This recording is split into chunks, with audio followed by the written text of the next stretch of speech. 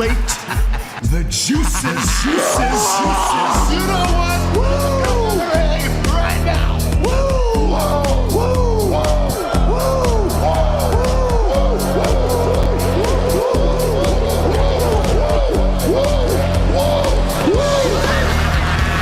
Dr. Hughes invites followers. Oh, let's see if they increase now. Me too. Yeah, wow. Dr. Hughes. Monkey smoke. He's a great podcaster. Tricky smoke. Acknowledge. We're coming for you, nigga. Fat! Yeah, Dr. Hughes, here we go. Keep plugging yourself, that's cool. You fucking mark! First up, a man whose looks will serve your inner needs and desires. Dr. Hughes. What do we want to talk about? Look at, we're back. The pro wrestling expert panel, minus a few people. I think the sleaze is sick, has the cooties. Everybody's got the cooties up here lately. It's pretty gross. King Reezy is MIA, probably has cooties. Let's just say cooties. But we have Danny Damage with us. Good evening. So much wrestling, so much world events. Who knows? We could talk about anything. Space aliens. Who cares, right? And welcome, everybody. I'm the player from the Himalayas, of course. Dr. DrHUGEshow. Share it, like it, all over the world right now. It's 2 p.m. We'll see how long we go with this. Could be, we got a terrible show in store for you. Don't subscribe. Don't do any of that, right? Okay, cool.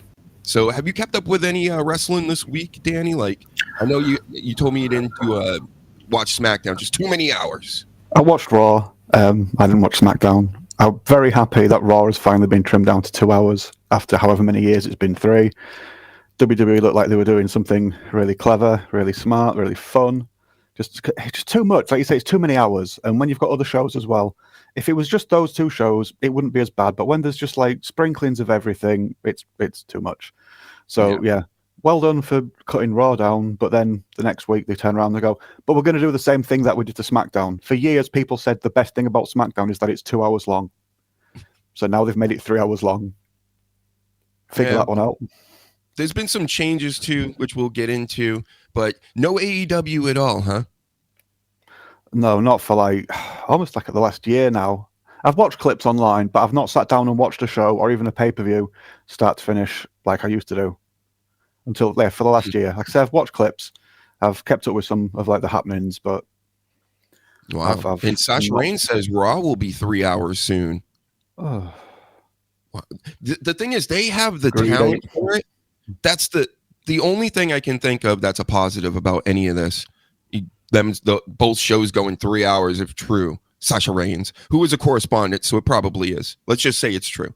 And it's a lot. It's too much. At least AEW pulled back an hour, getting rid of Rampage. But then again, they still have Ring of Honor. And they talk about Ring of Honor all the time, and it takes up space in the 4 hours that their show has. Like, AEW doesn't make any sense.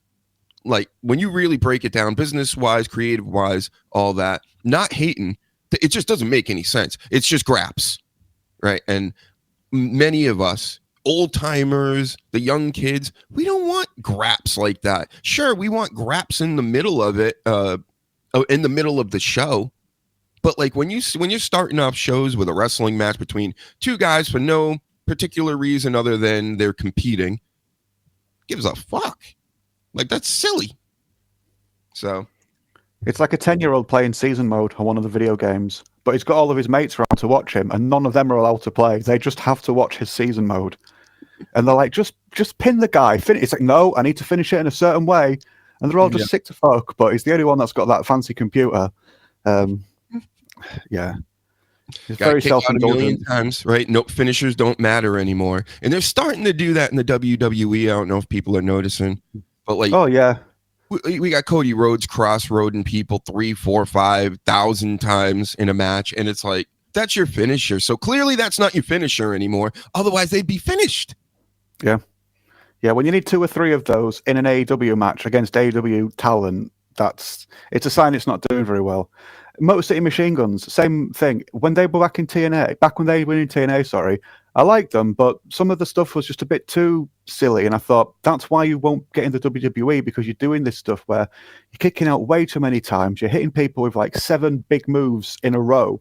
And it's like, no matter who you are, if you just get dropped or thrown on your head 7 times in a row by 2 other guys, it's, you know what I mean? You need to just make it look a little bit more realistic. And it was leaning into the gymnastics sort of side of it. So I'm surprised that they got to WWE in a way, but then looking on what came up from NXT with the younger crop, that's also been dripped into the main roster. Well, it was always in the main roster, sorry, because you've got like Ray and Kalisto. WWE is definitely, they're just more buttoned up.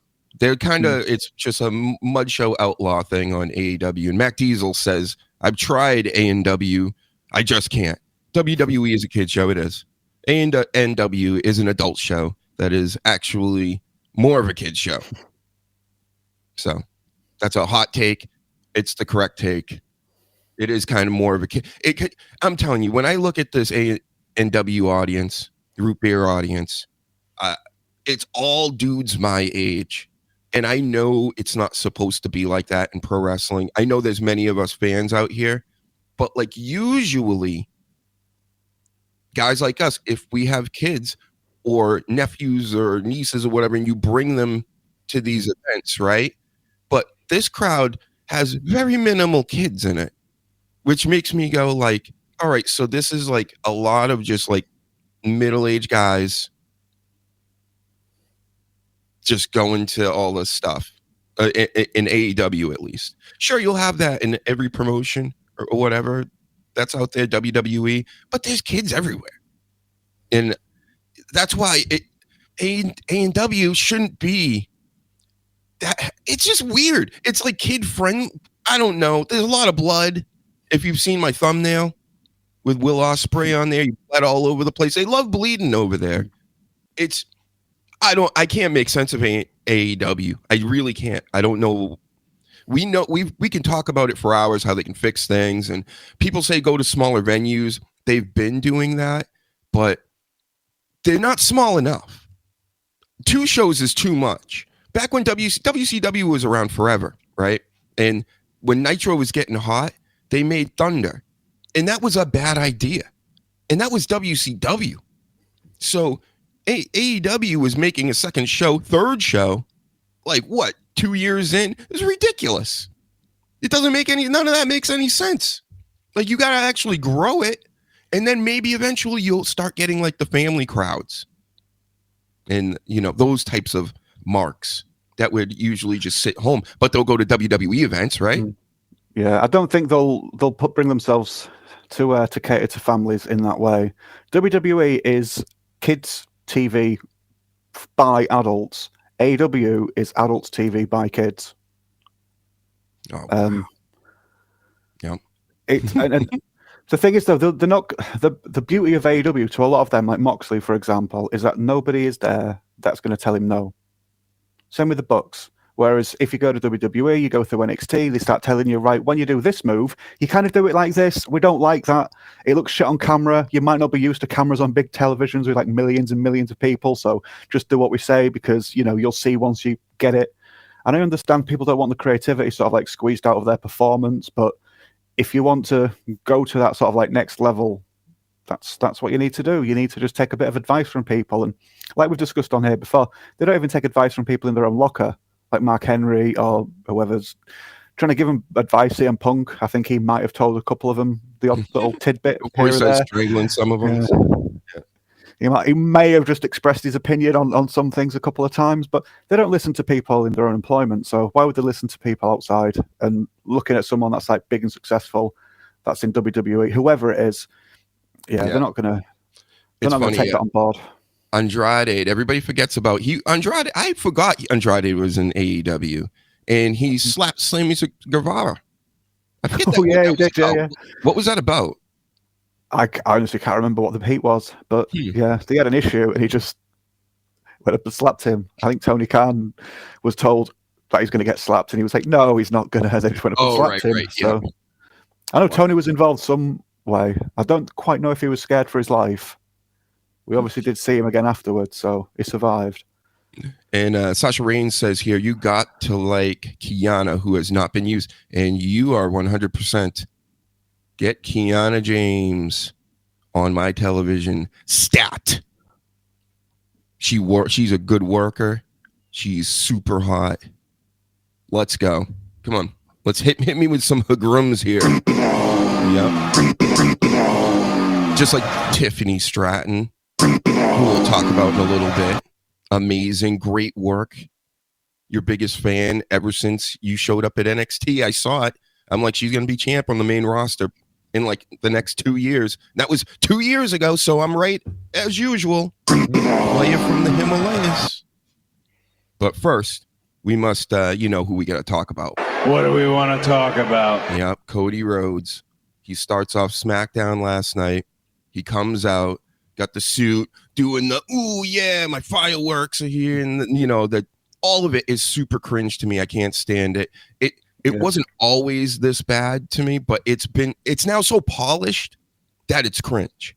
So he comes out, the whole deal, the title and everything, and then he's like, oh, you know, I've seen this gimmick before too. This is just as played out as what do we want to talk about? Just as played out as going, you know, I usually come out and say, what do we want to talk about? But you know what we want to talk about, right? We want to talk about that fat crazy guy that's running around with a replica belt. He's fat! Kevin Owens. So that he gets into this whole, it was like listening to white noise. This is how you know people. If you're watching anything, not even wrestling, but if you want to know if you actually like it or you're interested in it, whatever's happening in this moment, be cognizant of, am I doing something else? Because I started doing something else. And then I was like, it just was white noise. And then I'm like, oh yeah, he's still talking. And I started listening and he was just saying horse shit. The same stuff we've heard a million. It was the worst promo in a million years. Then Drew McIntyre's music hits and it's like, oh, now I have to watch. Like in my mind, I'm like, oh, now I'm going to stop fiddling around over here. And, you know, with my Hummels or Hubbles, whatever they call those things, I'm painting them, the little miniature figures for my whole collection instead of listening to Cody Rhodes. But then Drew McIntyre came out, you know, he had chest hair. He was like a man. He didn't act all scripted, and he hugged Cody Rhodes. You know, he was acting tough, and they were kind of standing up, and then he hugs him. And then he tells Cody Rhodes, you know, I'm on your side. I want to help you and blah, blah, blah. And Cody Rhodes just doesn't accept any of this. And to finish it off, Drew McIntyre's like, all right, I said I wanted to help you. Gets out of the ring and goes, now you better watch your back. And of course, who is there running into the ring? Kevin Owens, you know, attacking Cody Rhodes again, attacking the neck. He's fat! That bad neck that he has. And of course, there was a lot of selling of the neck, a lot of neck rubbing. And yeah, I mean, overall, it's good. Cody Rhodes, though, man, he's mid-Carter at best, as I've always been saying. He's been put in this place, and now we're in a spot where I think he's being not, to me, he's exposed. He's been exposed too much to the crowd and to the people, to where it's now, if you didn't know he was phony before, like I said, like where the car salesman type attitude and like everything's just super scripted, it's just gotten worse. And I think people are starting to notice it, and they don't like it. They don't like Cody Rhodes that much anymore.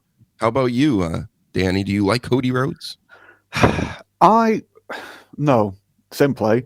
But I did once. I liked Cody when he was Stardust. Stardust wasn't my favorite or anything like that, but I saw the effort that he put into it and how much commitment he made to the character, and I was like, fair enough. He might not like the character, but he's done a good job. I think it was after he left, that's when he turned around and actually said, to be fair, I didn't really like it. And I was a bit surprised at that because of how much he'd put into it. Then he went and reinvented himself out in the Indies, which, great idea. But he worked a summer with Nick Aldis, one summer program, and he came back to like everybody else acting like he'd just done 20 years in the territories in the 60s and 70s, when that isn't what he'd done. He worked a summer program with Nick Aldis. And it was fun, but it wasn't 20 years in the territories. And he came back just like, I'm a seasoned veteran. And it's like, no, you're not. And it's like, compared to most in AEW, yes, you are. But in the industry, no. And that wasn't just like the gimmick he was trying to portray. But so, yeah, in AEW, he was a big fish in a medium to big fish in a small pond. I wasn't a fan of his. About it, AEW helped Cody Rhodes more than any wrestler, I think, probably ever at this point. Yeah. Long term, because MJF was lined up for that, but he's just pissed on his own shoes now, and that's not going to happen. Or at least not as well as it could have done. But yeah, Cody he just took his shit too seriously, and when he was going on about workshopping all his promos, and then he was talking about having his baby with his missus, and it was going to fix racism, and then I fixed racism in 2015. Yeah, cringe. I already fixed racism. He stole my gimmick again. Right. Because I told everybody online, in one of these shows, I did a show and I ended racism, and it didn't really catch on, I guess, but I did. It happened. It was over, at least in my world. Yeah, it stopped for a while. But so then he came back to WWE, and although I could say he's not one of my favorites, the story made sense. Even the second year, I don't have a problem with them really giving him it that second year. I personally, if I was a booker, would have preferred Punk, because just his clock is ticking. He just looks at the ring and possibly gets injured now. So if you're going to make the best of Punk and give him that WrestleMania moment, I would have slipped him in there and had Cody the following year. But just so then Punk can definitely get that chance to do that. He might have got over that now, and he might not be that fussed. He might enjoy his career, Punk that is, and not need to do the WrestleMania thing. But yeah, so Cody, I didn't mind so much getting the belt and this, even though I don't really like him, and I agree, mid-card. Yes. But I can see mid-card stud. LA Knight. He needs to switch roles with LA Knight pretty much. Because is Cody Rhodes really that good of an in-ring wrestler? What's the last Cody Rhodes match that you can remember and go, wow, he's pretty much a 5 moves of doom guy at this point. And now, like you say, he's done his finisher to death. In AEW, he needed it 3 times, and I think I've seen him use his finish like 4, maybe even 5 times in WWE matches now. So it's just, he's not a bad worker or anything like that, but he's also pissed on his own shoes by just doing his own thing and needing people to kick out of his finish. So then he has to like do it 3, 4, 5 times. Keep rubbing that neck, Cody. Yeah. Oh fuck, my neck. That pile driver, and then he keeps kicking my neck every Monday. This Kevin Owens. Maybe start like learning to be aware of your surroundings. Okay, and then you won't go to the hospital every week from that maniac. Like Cole said last night, he's screaming in his nerd voice, and he's like, what did he say? He's confused. He's erratic. I love when they start like hammering in points to make the character more of a thing. Like, this is what he's crazy. He doesn't know what's going on. This Kevin Owens. He's Taco Bell crazy or something. He ate too much Taco Bell and now he's just nuts. Could be. That's my guess. I'm a doctor, by the way. So, that Taco Bell can make you nuts if you eat enough of it, Danny. Oh, I can imagine. There's a lot of crap and a lot of cheap processed fast food. So, so he's batshit crazy, technically. Yep. What else happened in this thing? Yeah, lots of neck rubbing. I can cross that off. Then later in the night, how about this? So this is later on. This all happens. The Usos, because they have a match later in that evening, and they're hanging out backstage. Kevin Owens passes through, bumps shoulders with Jey Uso, and then they look at each other, and Kevin Owens essentially tells him, "You better watch your back," and walks off. And I'm thinking to myself, okay, Usos, here's your chance.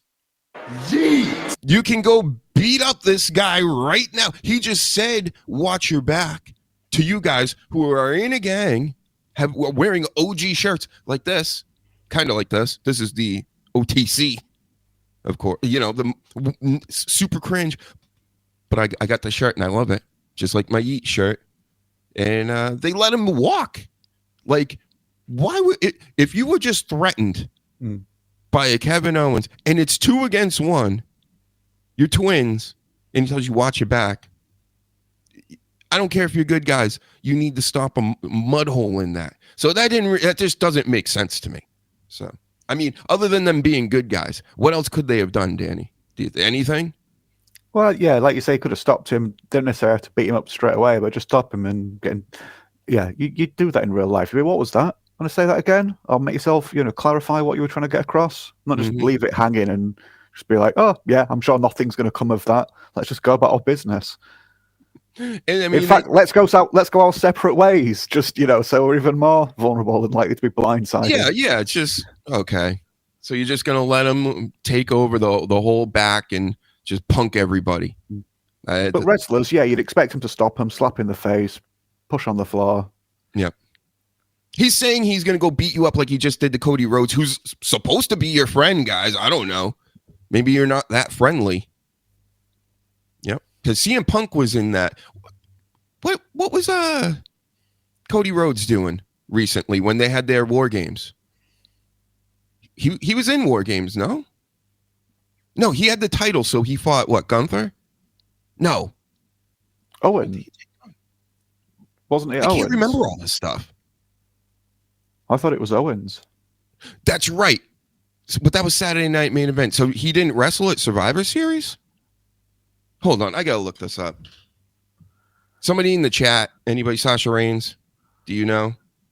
We're gonna find out right now.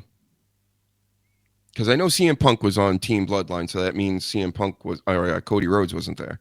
Cody Rhodes. I thought the Saturday Night Main Event was a rematch. I thought it was Cody and Owens. Okay, maybe. Oh, that's right. Was it that? It feels like forever ago.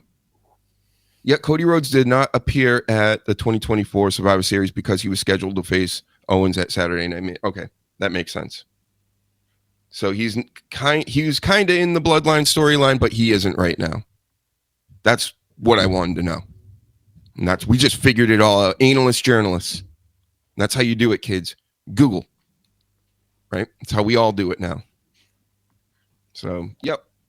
And I think that was it for that whole angle anyway. And then we had might as well just do the main event right now, which was a 3-on-3. The Bloodline 1 versus Bloodline 2. The Bloodline OGs, sorry. I don't want to call them the Bloodline 1s anymore. The OGs. Sami Zayn's such a nerd. They're all jumping around to the music. It is just, it's funny, but it's so nerdy. And again, they got in a thing before the Kevin Owens bit with Carmelo Hayes. I do like that. Carmelo Hayes, Sami Zayn. I feel like that's pretty good. They're trying to uplift Carmelo. Sami Zayn is really just he's in another what we think Cody Rhodes spot should be in, like a top mid-card guy. So that's cool. I'm cool with all that. The match happens. It wasn't a bad match. But the one thing in the middle of this was Sammy was starting to get beat up. Who's the first solo Bloodline member that showed up? What's his name? Yeah. Huh? Tama Tonga. Tama. So Tama Tonga looked, I'm not saying it happened, looked like he was shooting for real on Sami Zayn in the middle of the match. And even the announcers were like, oh man, he's really giving it to him. And he was kind of giving him some stiff elbows. He was like, he had him pinned to the ground. It was just kind of MMA fighting him.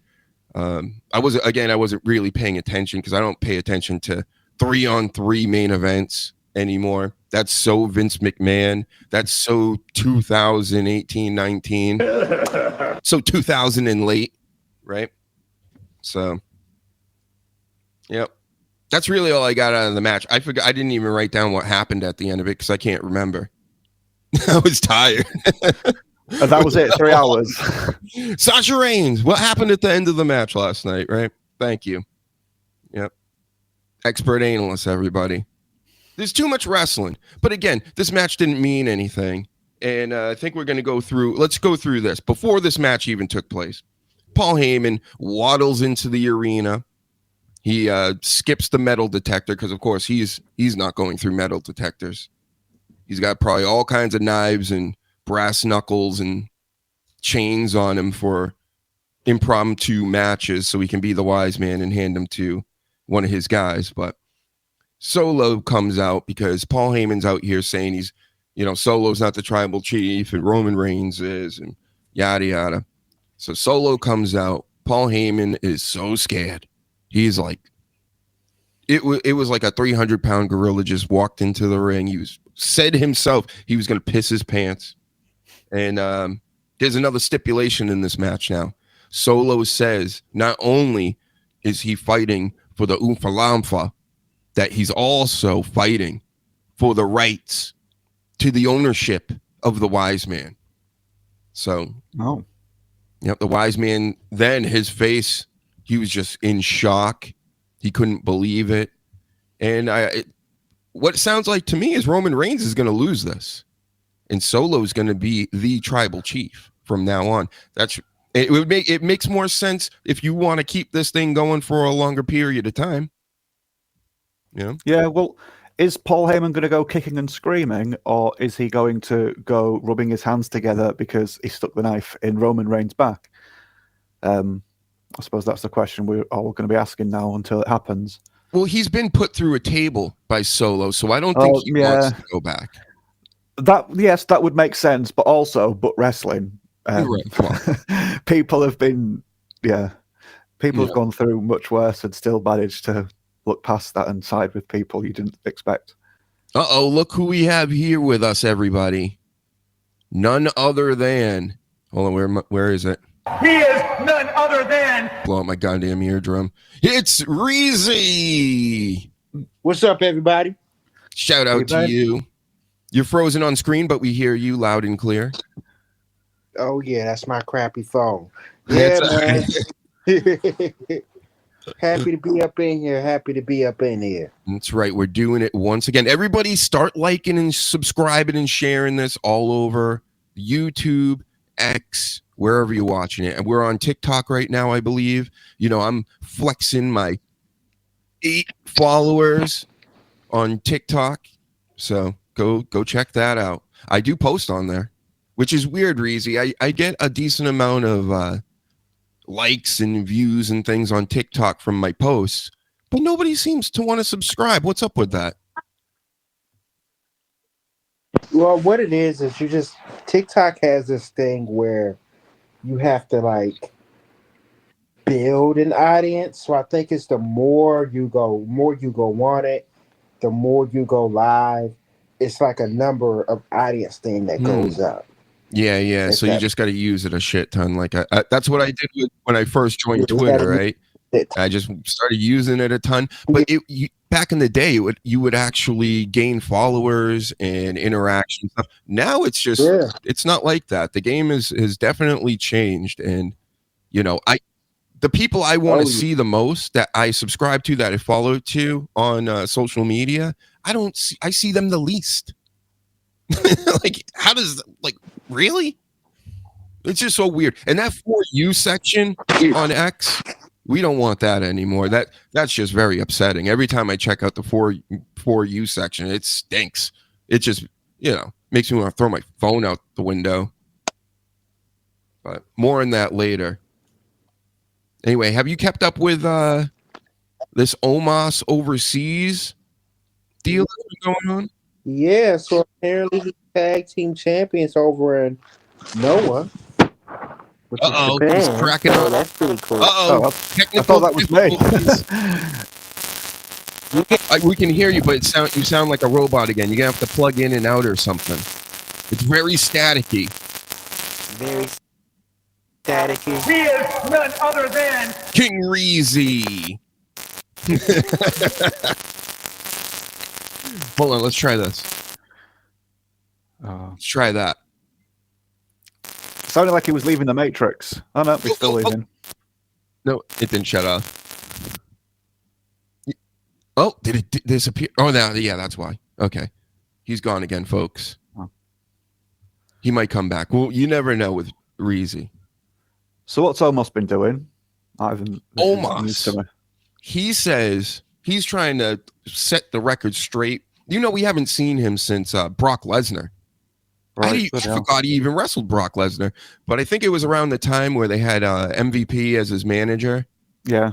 And they were dressing him up like a carny. I didn't really like it. I kind of know what they were insinuating. You understand what I'm saying? I think I get what you're saying. I saw it more of like, come look at my big giant 8-foot freak of nature, sort of. Right. I think that's what they were going for. But to me, I was like, well, they're like, this is the guy doing the carny thing with King Kong. That's what it seemed like, because he had the whole, it was just like the movies. All right, King Reezy's back. All right, you hear me better? We can hear you. Very well. Good job. You're killing it today, He Reezy. is none other than.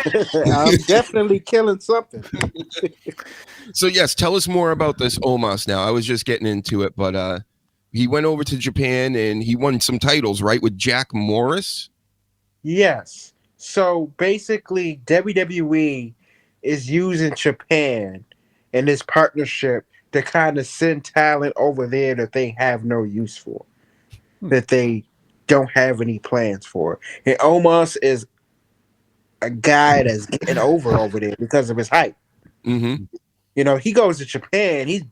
Japan don't got too many giants over there. So they see a big giant guy like Omos, they're going to push this guy to the moon. Yeah. And it looks like they have. They give him the belt like in his very first match with a guy I've never heard of before. And yet he's holding up all the Asian women over there. And it's like it looks like he's having a blast. Oh, yeah. He's having the time of his life. They're all like dwarfs. And he's like, 10 feet tall. And he's picking them all up and stuff. I think I have that. I thought it picture was somewhere. funny. I thought it was funny. They had a video of him walking the streets of Japan. And everybody's just looking at him, looking up like, what the hell is this? Japan is great for wrestlers, man. They treat Giant Bernard / Matt Bloom, I think his real name is, / Tensai. They treat him like a giant. He was bloody big news over there, wasn't he? When he went over, A-Train, good old A-Train.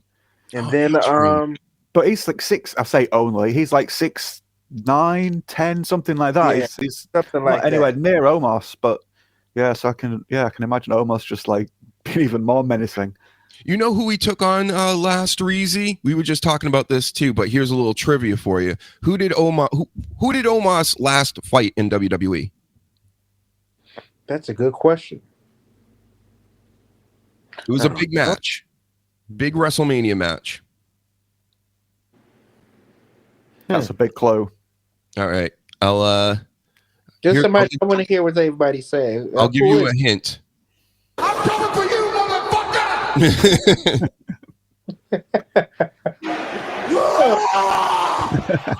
Oh God! Oh man, I should remember that. I totally forgot about that, and that had to have been recent. Now, maybe not this year, but I think last year's WrestleMania. Yep, took on the Beast to beat him, and then we haven't seen Omos ever since. I thought he was gonna slowly kind of fizzle out and be out of wrestling, but the New Japan thing and it pops up, and he's really good for business. WWE, every wrestling promotion, any good wrestling promotion needs a giant, and you know what? In my opinion, Braun Strowman's good in all this or whatever, but he doesn't feel like a giant to me. No. Because there are other guys as big, you know? Yeah, I wouldn't call Braun Strowman a giant. Yeah. But they're trying to push him in that way. You get look at Christmas time, they had him dressed up like they would do Big Show, and Big Show put him over in that Hell in a Cell match or Steel Cage, whatever it was, the first time they met, and Strowman just battered the absolute piss out of him. And ever since, it's just they've been trying to. I personally think that they've been trying to push Strowman in Big Show's spot. But yeah, like Doc just said, that you do need giants, or at least a good giant.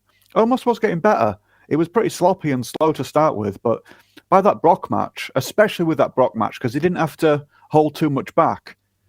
I mean, if he smacked Brock in the face too much, Brock might have hit him back. But he didn't have to worry about hurting people as much because Brock's just like, I didn't feel that. Keep going.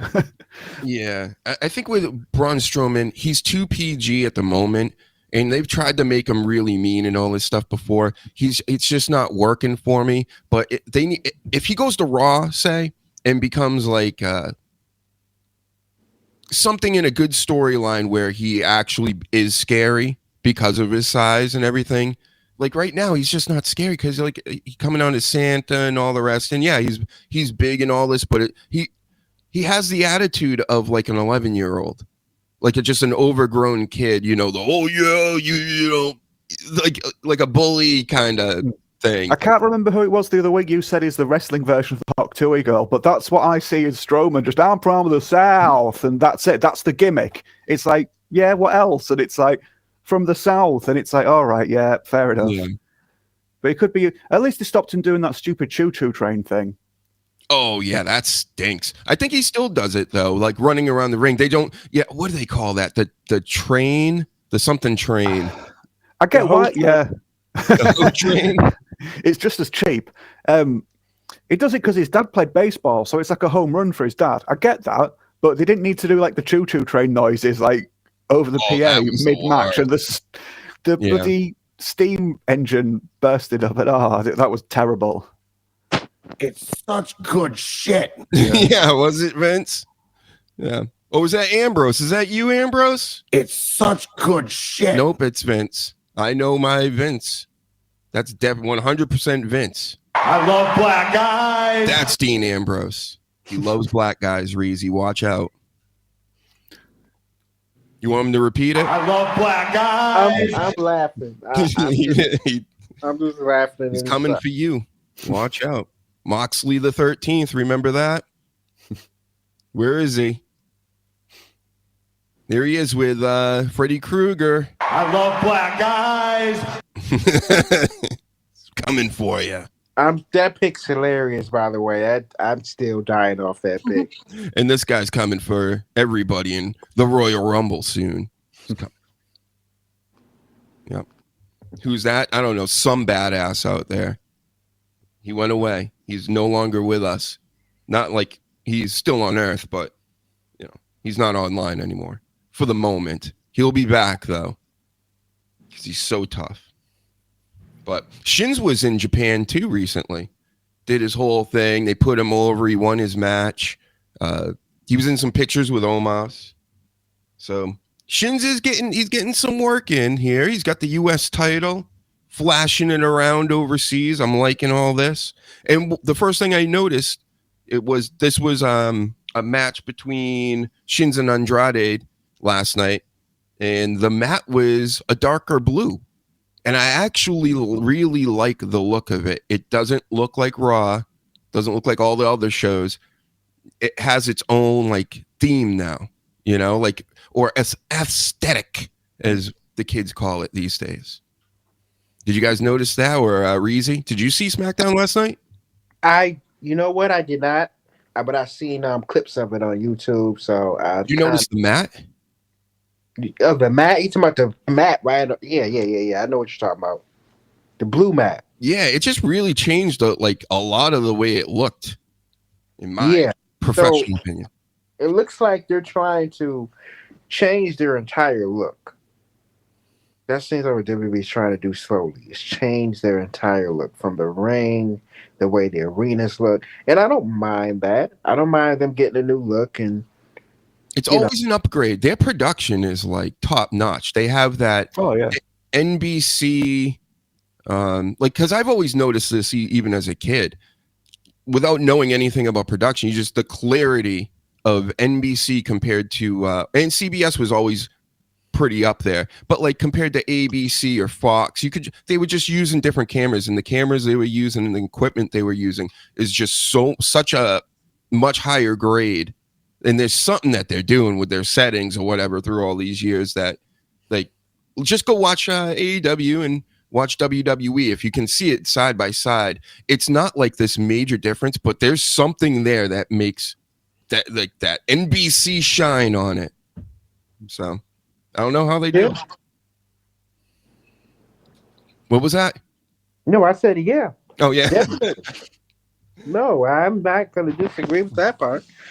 But I will say a little off, I think one thing then I wonder what's going to happen is with Monday Night Raw moving to Netflix, you still have that group of people who do watch TV and who do not want to pay to subscribe to any streaming services. I think WWE is going to force people to do that in the future. They're going to do the time because I think WWE's plan in the future is to go strictly for streaming. I know a lot of people are asking, what about the people who don't have Netflix or don't want to subscribe to Netflix? That's their plan, is to force you to do it. All society is going that way. Yeah, all society is going that way. Have they announced what they're going to do after SmackDown's contract ends? Probably go to Netflix. But have they said that? That's what I'm asking. Have they actually? Because I'm just wondering, this 3 hours of SmackDown just caught me off guard. I did not think they were going to do that. But I don't know if now they're going to look at their Raw model on Netflix, and then look at SmackDown on television, let them run for however long, and then compare the two to then sort of like see which one's working the best. Is streaming, the thing now, and television is completely gone? Or they're maybe going to see if there is something still in television, and then they might switch SmackDown over. Or if it ends up being evening out or looking quite even, they might stay on television for one of the shows. I'm thinking it's a boomer thing. I think when the boomer generation is gone, everything's going to be streaming. Like nobody's, because you won't have a choice. They're just going to do it. And then it's like, if you want to watch this, you have to watch it through a streaming service. I mean, I don't want that. Likewise. I'm just trying to give benefit of doubt and just trying to see it from different perspective and just see if they maybe were just testing the water. This is a good question. I think we're all going to Netflix is testing the waters. I think this is okay. Let's see how this goes. And I think it's going to go well for them. And then in the future, they're just going to be like, okay, this is working out.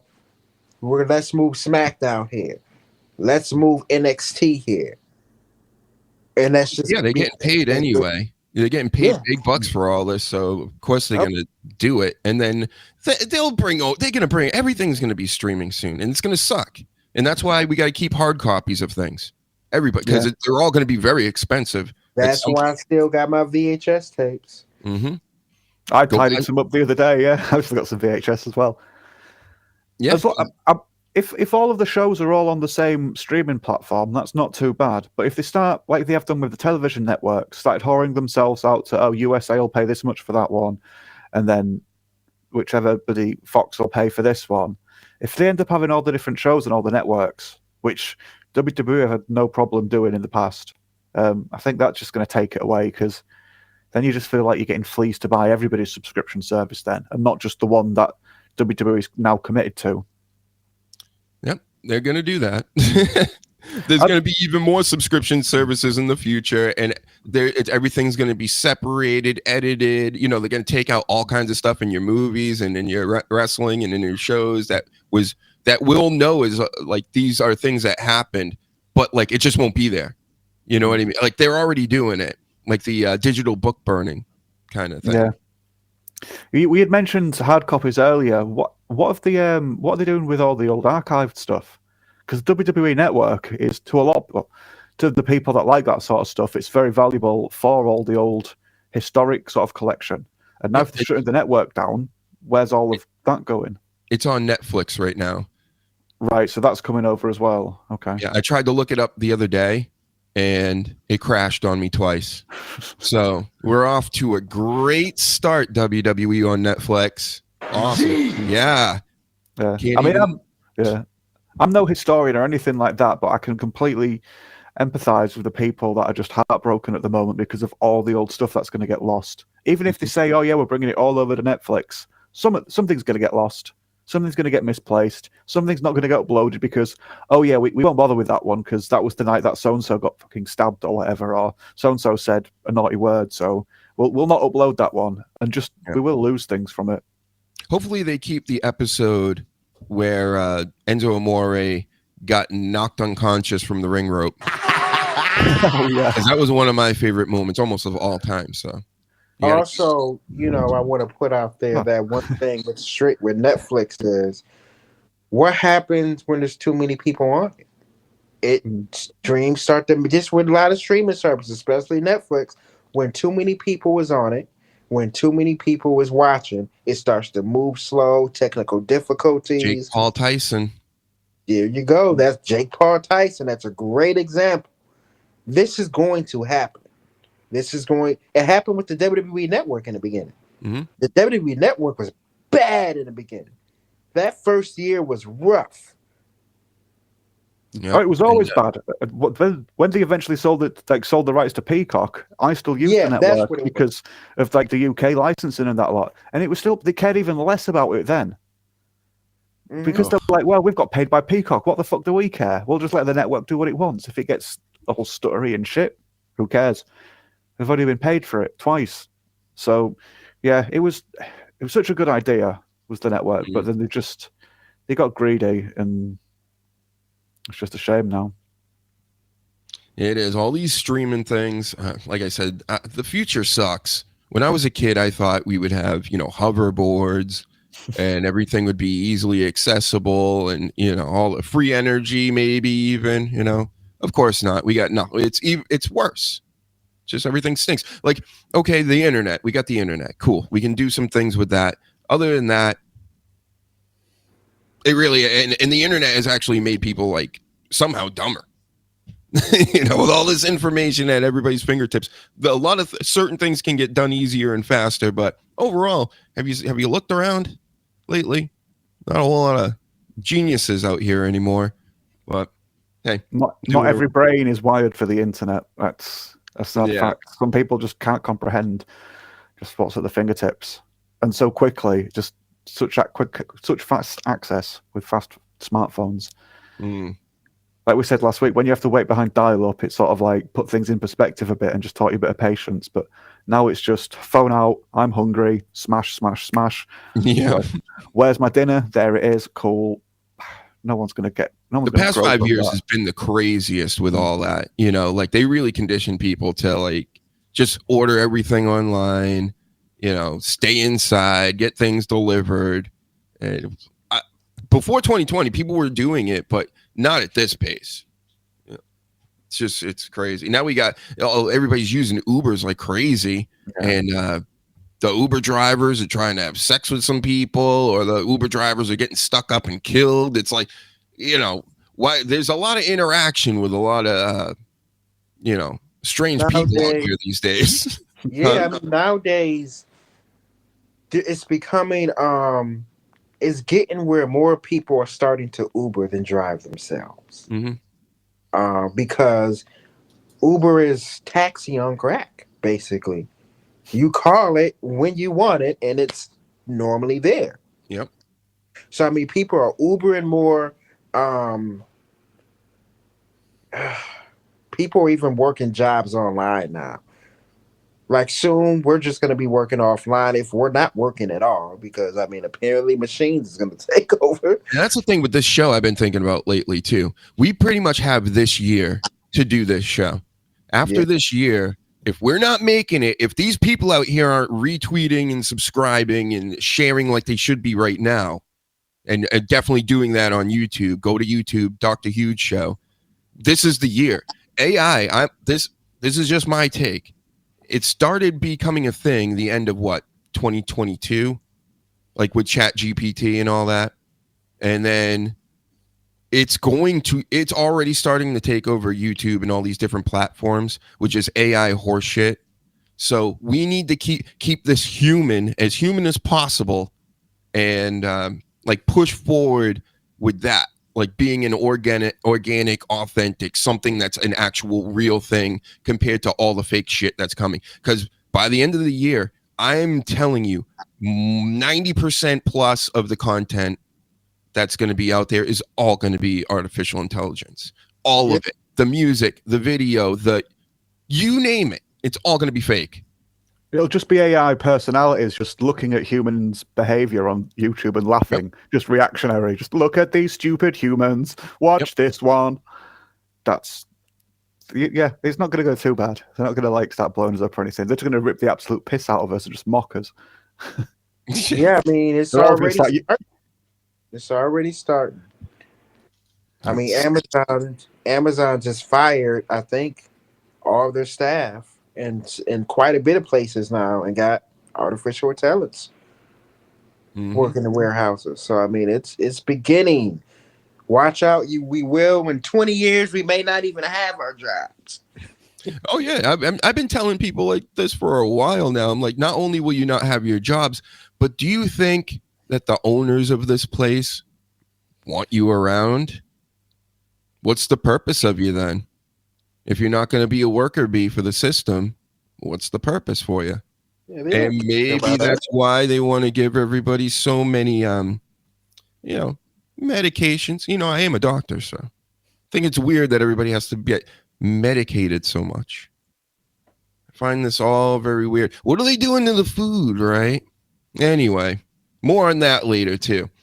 But it's up to you. You're the doctor that gotta save everybody. Well, I'm gonna just switch gears because this is a great way to now talk about Meechin versus Piper that happened last night. Oh yeah. But yeah, of course, I'm always going to sprinkle in some conspiracy show with no name tidbits in here, for everybody out here. And everybody thought I was crazy when I was talking about this stuff in 2016. And they were like, get back to Meechin and Piper. And I was like, well, okay, if that's what you want, So here we go. I'm going to give it to you right now. They wrestled. Meechin has a new move called the flat back something or other. That was over. Everybody thought that was funny. She was twerking her little chicken cutlets on screen, literally twerking in the middle of the match. She's another thong wrestler. And then Chelsea Green, of course, came out as like the manager for Piper. Of course, wearing way too many clothes. Like if you're gonna wear hooker boots and like dress yourself up like this, why is it so much clothes all the time, Chelsea Green? Zach Ryder, your husband, wears less clothes than you on television, technically. So, maybe one up him because we all want that around here. Please. Thank you. Yes. You know who that is, Reezy? Who's that? You know who this guy is? That's Ric Flair, of course. Ric Flair's another one, man. That's a guy. Whew. Take your hand off the mic.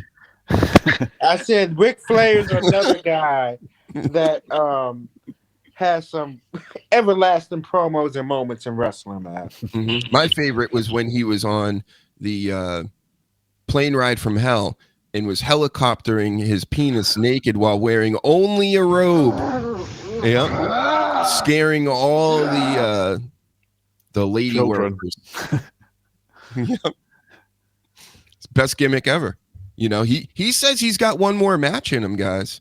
And Tony Khan, at least Tony Khan was smart enough not to let Ric Flair wrestle in AEW. Thank God, Tony. Yeah.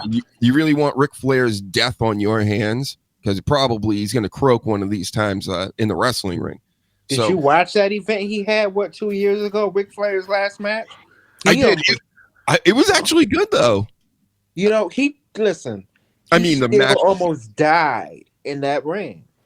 Yep. He did the fake heart attack bit in front of his family. He really fell out. Like, yeah. Like, he was like, and everybody, like the family in the front row, they're all going like crazy, like, oh my God, he's here. So I look at it like for Rick, it's like, come on, man, it's over, man. Just leave it alone. Some people don't know how to give it up. And that was like 4 years ago, wasn't it? Yeah. Jeez, Hacksaw man. Jim Duggan was the same way. Hacksaw wrestled like to what?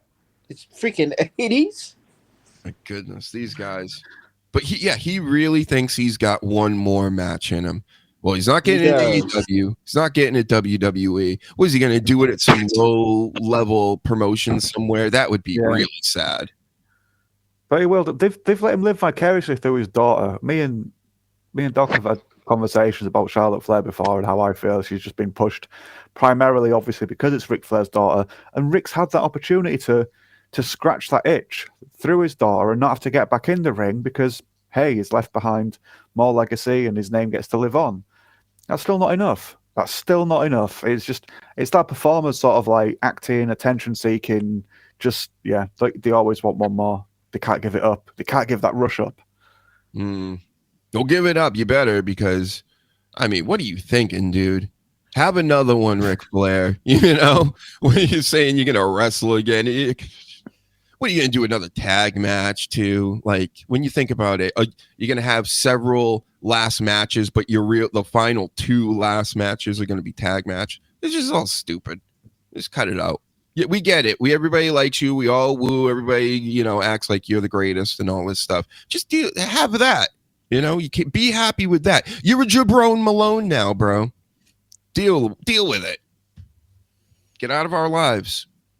And, I think he loses fans every time he gets in the news nowadays. Not loads each time, but every time he does something daft, like kicking off at that bar or whatever it was a few months ago, just a few people just be like, yeah, that's enough now. You've lost it, mate. Sorry. Come to think of it, we talked about this last week, a story about Ric Flair. He's like, yeah, John Cena's not going to beat my record, but my daughter will. And it's just like, shut up. Like, we don't want to hear that from you. Like, who are you to tell us, oh, John Cena's not going to do that? You know what? Now I want John Cena to break your record this year if he comes back. Just to shove it up your ass. Yeah, WWE might do it just to do that. They're petty, man. He shouldn't have said that. But Triple H and Ric Flair are boys. I don't think Triple H would do that to him. I don't know. I think they fell out because Ric Flair dissed him in an interview like a year or 2 ago. Wow. Yeah, because you can't do enough for Rick, Yeah, they fell out. They're not cool right now, unless they chopped it up. Wow, I would like that. They should feud again this year. And then make John Cena the champion. Ric Flair will go lose his mind online and everywhere else. And I will sit home and laugh. That would be amazing. Keep it up, Ric Flair. Keep going on roast battle shows and leaving because you're upset and, all that stuff. Go ahead and, piss the man off, piss the John Cena off, piss everybody off. How's his energy drink doing? He's got an energy drink. Yeah, he was advertising it on AEW, and a few people looked into it, and some of the ingredients were just like very questionable, and like the potential side effects were like quite scary. Yeah, and maybe that's why he ended up in the hospital in the first place. Maybe they had to replace his lungs and his heart and his liver and his intestines and a whole. He basically has a whole new inside.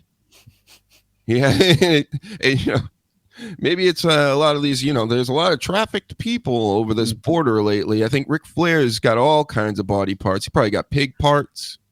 And, who knows? Maybe. Well, I used to joke about Vince having his pick of the healthier kids when they were doing all the charity stuff. Yeah. And it's just like, well, everyone's paying attention to little lad over there with the belt. That's not very well, but no one's paying attention to his brother, and I need a new set of lungs. So, and John Cena used to eat babies.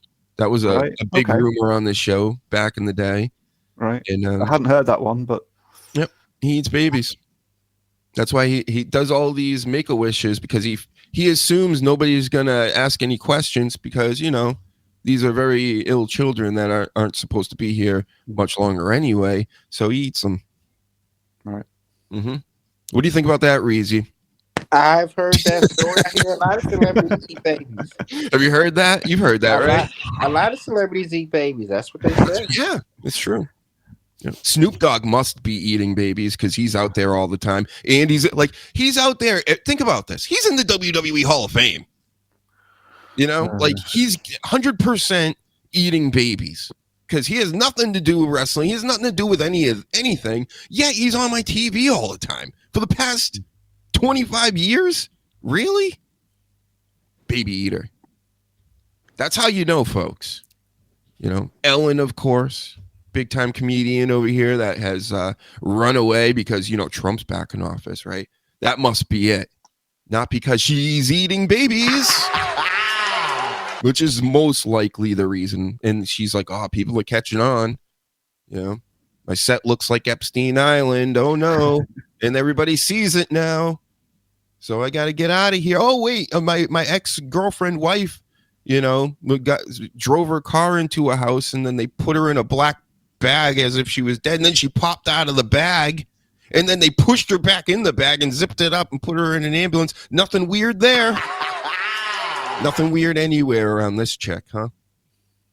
So, or if she's called a chick, I don't know if she's a chick or not anymore. And then she goes and makes out with Howard Stern after Howard Stern, turns his back on the working man, like Dr. Huge back in the day. I always listened to Howard Stern at work, and he would call her a C and a this and a that all the time. And then he goes and he kisses her on her Epstein Island show. So that's the day Howard Stern RIP'd to me. Yeah, rest in peace, Howard Stern. I never really figured he was going to go out like this. Like he's already out to me. Like I said, 2013 was like, I've had enough of this. I'm not listening to this anymore. This is the male view. So, where's the whack pack? Where's the porn stars? Where's the fun? Now we're just going to bring in Hillary Clinton and kiss her ass. Cool. Real good comedy show you got going there. Anyway. It went well for a while, didn't it, though? I mean, how long was he going before it went that direction? Yeah, he was, it was always like in the edgier. He was the original shock jock and all his 80s, 90s. That was his peak, like 95 with the movie and all that. Yeah. But then when he went to Sirius, the Sirius years, in my opinion, is the best radio ever. Right. Like you can still go back and listen to it now. And a lot of kids actually do. It's pretty nuts to be a radio show, an old radio show, and people want to listen to it. But yeah, it was its peak 2000 to 2010 pretty much. And then it just, it went downhill quick. Yep. So anyway, back to wrestling. Pretty Deadly came out with their blouses last night. They're causing a whole bunch of trouble backstage with all the tag teams. I like the angle. It's making sense of things. This is all good. Now we got the Motor City Machine Guns involved, Ciampa and Gargano, Garza and Humberto. So there's something here with this, but I mean, what are we going to do? Talk about tag team wrestling right now? It is what it is, but it is entertaining for what it is. And next, Tiffy wins the cash in on Nia Jax. Whole bunch of things happen. The first thing, anyway, is that just stuck out to me. Nia Jax went to hit Bianca Belair because she was out there with Naomi. Naomi's taking on Nia Jax. In the middle of the match, Naomi goes with her belt to like wipe Bianca out. She barely taps her with the belt. Bianca sells it on the outside. It was like War Games all over again. It was the complete shits and took me out of it. It's the shits. But then they fixed it all when Tiffy eventually came down, beat up pretty much everybody. She beat up the ref that came down with her because she tricked everybody, hit Candice LeRae, or hit Nia Jax, got her pinned by Naomi. Did Naomi actually pin her? No. Nia Jax pinned Naomi. Then the attack happens. Everybody gets their ass kicked by Tiffy. She wins the title. And that was it. And everybody seems to really like this. It was a good time to do it. The first SmackDown on USA seems like a good spot for it. Instead of what are we going to do? Keep having Tiffany come down and not actually execute it. The year's almost up. But what do you guys think about that? You like Tiffany as your new champion? I've called it years ago, like I said. Yeah, she's good. Oh no, I'm. That was probably the best, one of the best cash-in. Where did he go? You hear me? He's kind of back. Yep, I hear you now. I said that was one of the best cash-ins in like years, in a long time. Mm-hmm. Certainly was. And now we don't get to see that pink briefcase anymore. Get that out of here. She'll have to come out with her handbags, Peg Bundy style. Yep. Who was it that trained her? Was it Rip Rogers? I had this conversation with someone the other day and I couldn't remember who trained her. Tiffany. Oh, I don't know. No idea. You talking about Tiffany? Yeah. Oh, that was me. Oh, right, that explains it. Right, fair enough. I taught her everything she knows. That whole prettiest flip ever and all this moonsault, that was me. He said, that's what you need to start doing. And I said, our first class, I was like, now give yourself the biggest wedgie you can and you'll be the next big thing. And she's like, okay. And now she is. So it's all due to me. You're welcome, everybody. But I was kind of looking forward to having that LED WWE belt come back with Naomi. In my opinion, the GOAT belt. I know it's tacky, but I don't know if you've noticed. I like tacky things. So it was cool. You could set it to whatever you want. If she had a green outfit, she could have a green belt. If she had, you could do it whatever. It was awesome. And it was such a simple thing. You're just putting LED lights on one of these toy looking women's belts. But it looks amazing, especially in the dark. And kids love glow in the dark stuff like that. So I'm right, by the way. I'm never wrong about these things. I know everybody's, gold eagles and winged eagles and all this stuff. Cool. Yeah, it's retro. It's nice looking. I remember that. It's no LED. It does. If you shut off the lights, can you see it? Case closed. Sprinkle crack on everybody that doesn't agree with me because it's over for you guys. I just ended the case right there. Can't see it in the dark. You can't use it for much then, in my opinion. Sneak attack. How are you going to sneak attack somebody with a neon, with a glow in the dark belt? You shut it off. Push button on the back. You just go click, click, and it shuts off. Okay. Mm-hmm. See? I got an answer for everything, guys. What do you think, Reezy? Is the LED belt better than your favorite non-LED belt? No. No? No yeet. No. I had to do that. No, I like the LED. Everybody has to agree with me when they come on this show, or it doesn't work. I had to say no to get everybody's reaction. But no, I don't have an issue with it. But one thing, since we're speaking about belts, rumor is WWE's bringing in a new belt, and it's kind of like we have too many belts. Another new belt? That's the rumor, that we're getting another new belt. They didn't say when, but they're working on bringing in a new belt. What could it be? I don't know. Only thing I could think of is a cruiserweight title, but it's just kind of like we don't need any more belts. Mm-mm. I thought that's what WWE Speed was essentially, was just now cruiserweight, fast-paced, somewhat of a competition, not say competition, but somewhat of a version of AEW's approach. Yeah, that Speed title is feeling bad. That is one other belt too. Well, it's just strictly for X, right? That's the only place they show the matches. So, I mean, I think they know what they got. I don't think it can be failing. It's like their main event, like a quick match that there's so many wrestlers that they can't give all these people time, but now they got Natty as the female champion of that, I believe. So, yeah, that's 2 more belts technically, just with that. And I think that they do have belts for that. That's one thing they shouldn't have a belt for it. That's like if you're winning 2-minute matches or whatever it is every week, once a week. Do you really need a title for that? I don't think so. I think you could just come down and they could just announce you as, who are the one in this or whatever. Have a social media account of @Speed Champion and just let them have the phone to just talk shit that week when they're the champion. Yeah. That's it. They get a phone that's logged into a Twitter account. Yeah, you get a social media bump. Yeah.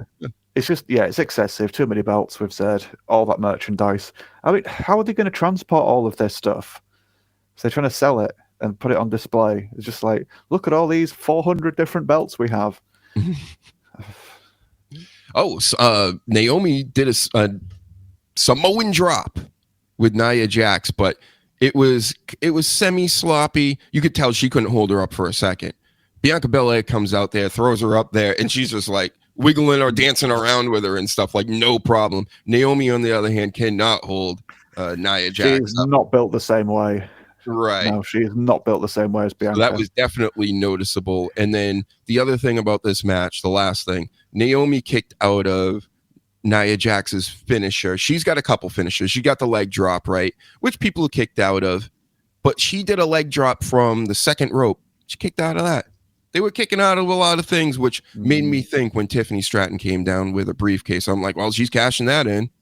You know, it's going to happen now because everybody's kicking out. It was like, what are you guys, Cody Rhodes now? You going to give him a million crossroads? Stinks. Anyway. What do we want to talk about? Got some AEW bits. I saw some things that happened. I seen Ricochet. Blood all over him. Attacked Swerve. I think it was Swerve, right? Yeah, with a knife or scissors. The thing with that, when you're holding scissors, right, and you're going to stab somebody, I get gimmicking it like this so you're not actually stabbing the guy in the head. But after you do it and then the camera cuts to you, maybe hold the knife like this or the scissors like this after. So when the camera looks at you again, it's like, holy shit, he's like, and then you might have a little blood. I don't know if he cut afterwards, most likely cut afterwards. But then, he wipes blood all, like he really went into it. So Ricochet was like covered in blood. It was a little weird, especially with Ricochet. Even the way he still talks now, it was odd to me.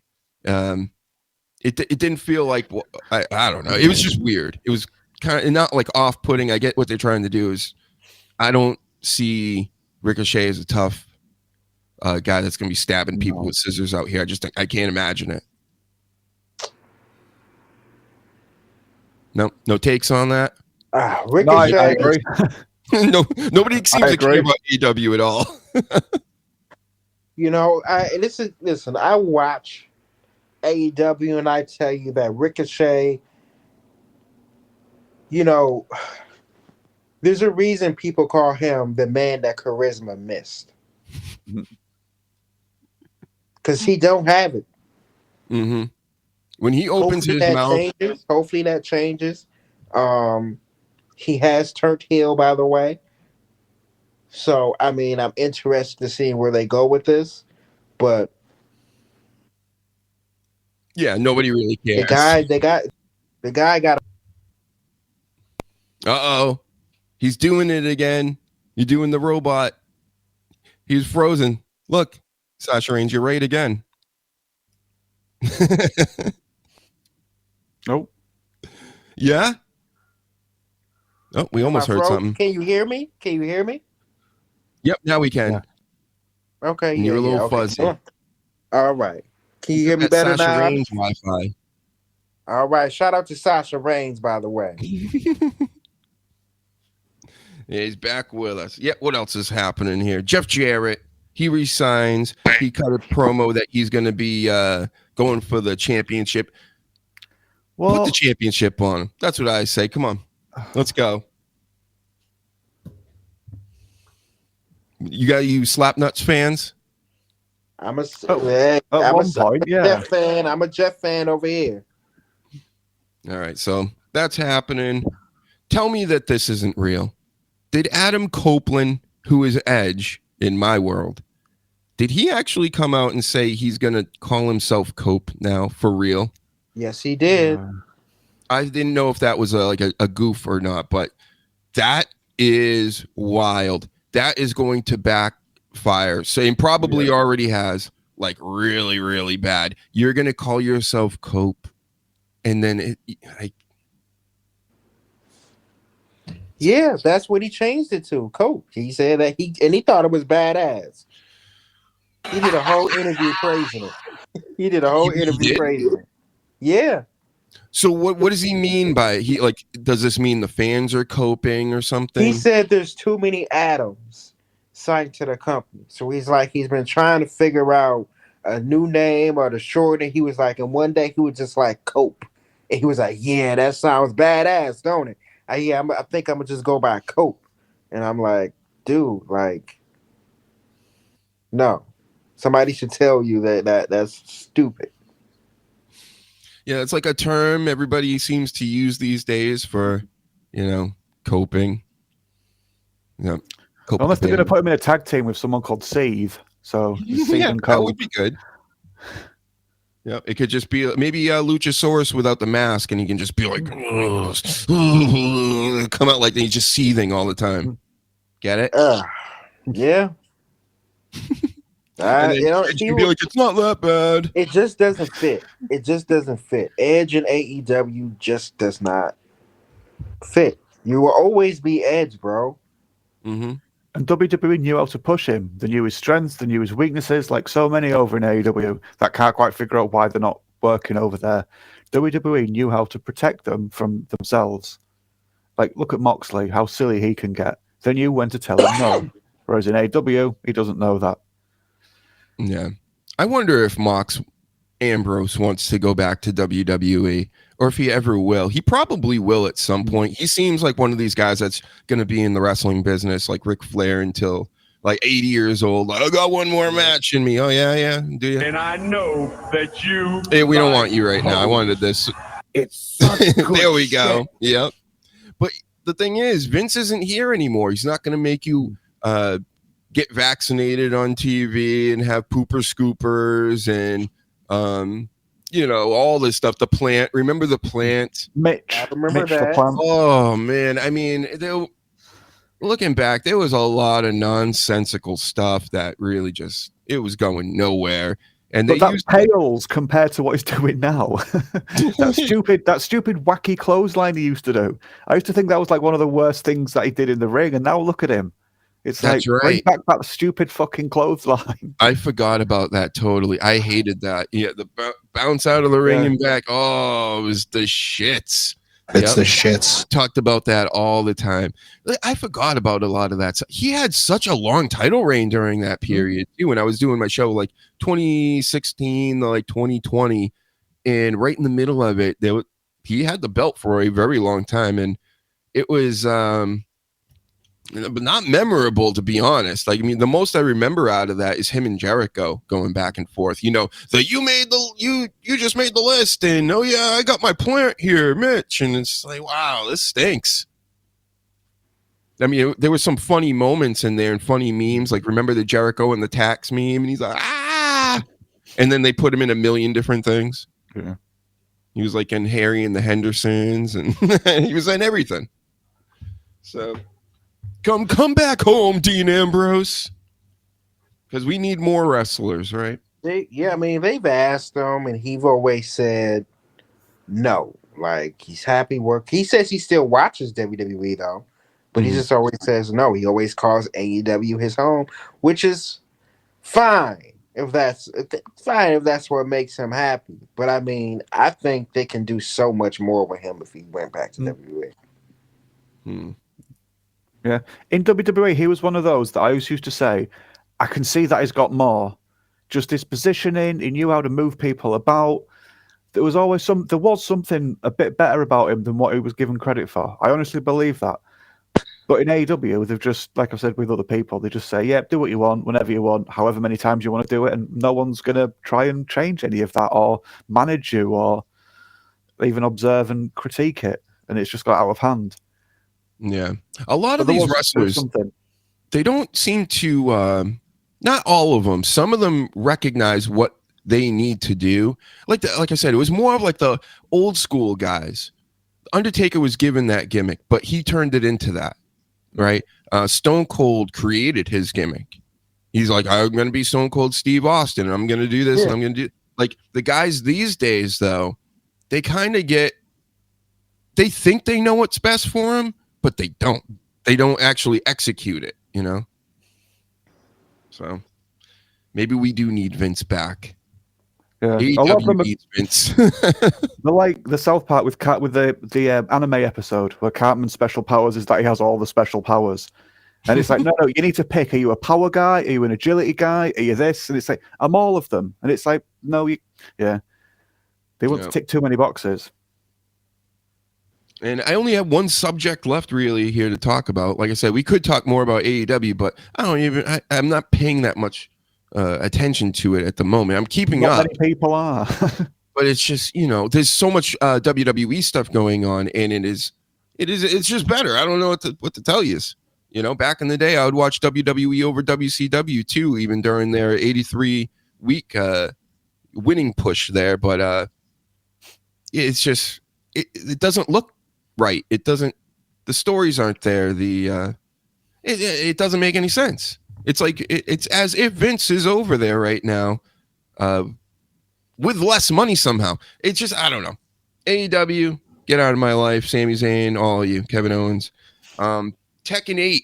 I just want to bring up this idea again because I just grabbed the new Tekken last week, played it a little bit. It's Tekken, and I like it. I'm not great at it, but I'll beat the New Day, and they've been ducking me for years. But I'm telling you, this idea, I just got to keep putting this out there. Just like it's as great as my Enzo Amore and Big Kaz idea I have for a reality TV show where they're bachelors and have all the strippers over and all that stuff. But this is just a video game. Why couldn't they make it WWE version of this? Like it's just like it would be printing money. Get the licenses, do whatever you got to do. There's so many wrestlers to pick from. And just off the top of my head here, I was writing the other day, Shinsuke Nakamura. I mean, this is a Japanese game, right? So you can have Shinsuke Nakamura, all the Damage Control girls. You could bring in guys like X-Pac with the educated feet. You could have a John Cena. These games have tanks. So you could have a Vader. Something more Japanese because, Vader was always over in Japan, or Brock Lesnar or whatever. I'm just, in my mind, this would be the greatest game of all time. And I just wanted to put that out there, like I said. How about Hulk Hogan with the DLC of Thunder Lips, custom outfits? You could do so much with this. It's a fighting game. But that's all I had for everybody. What do you guys think about that idea? I think I brought it up once before, but we got to make this happen so I can have a game to play. I'm surprised there aren't more wrestlers crossing over into beat 'em ups. Yeah, someone like Brock, just have him challenging Zangief in one of the Street Fighters or something. Yeah, and I mean, New Japan is involved with Tekken. At least the last Tekken, they had a bunch of shirts and things that you could add on. King had a bunch of customizable stuff that was like Okada. That big jacket he wears and comes out in, you can wear that. A few other things, I believe. But, I mean, New Japan's working with them. It's just get more involved somehow. Maybe they can, but eventually have their own game. Or, like the old horror Mortal Kombat games, give us a Tekken version of a horror game, fighting game. I'm just saying. Right, Sasha Reigns? She's still here, right? Yep. Reezy is frozen. She's still here. No, sorry, move. There you go. No, he's good. All right. Good game, everybody. Do you have any plugs or anything you want to tell the world before we sign off? Check out the Soundgarden replacement female vocalist and her attempt at stage diving. Oh, really? Yep, that's what happens when you try and replace Chris Cornell. Wow. Yep, that's that's something the only thing I've got written down really, just for topics to add, just in case I forgot that. Jumping off of stage diving these days, a lot of people don't want to be jumped on anymore, or sometimes the barriers are very, very wide from the stage to the crowds. You might want to be careful with this stuff. Sometimes the singers are very, very wide, if you know what I'm saying. Oh, that's what the problem was, and the fans in the audience were not. A lot of them were very, very small, very thin, and middle-aged. And they were not. Boy. They were not underneath her. Gave him the old, what do they call it? The tsunami. Yeah, Bronson Reed tsunami on the crowd. And they parted like the Red Sea, just whoosh. Oh, yeah. I've seen some nasty bumps at shows when I was younger, and yeah, it's a very dangerous thing. All this crowd surfing and diving and things, especially if you're like, He's fat. Yep. Yeah. Happened to Drew Bledsoe back in the day. Before Tom Brady, there was Drew Bledsoe. In his rookie year, he was caught going out with the backup quarterback, getting wasted. I forget what concert it was, but he was stage diving, and it was all over the papers, and he learned his lesson.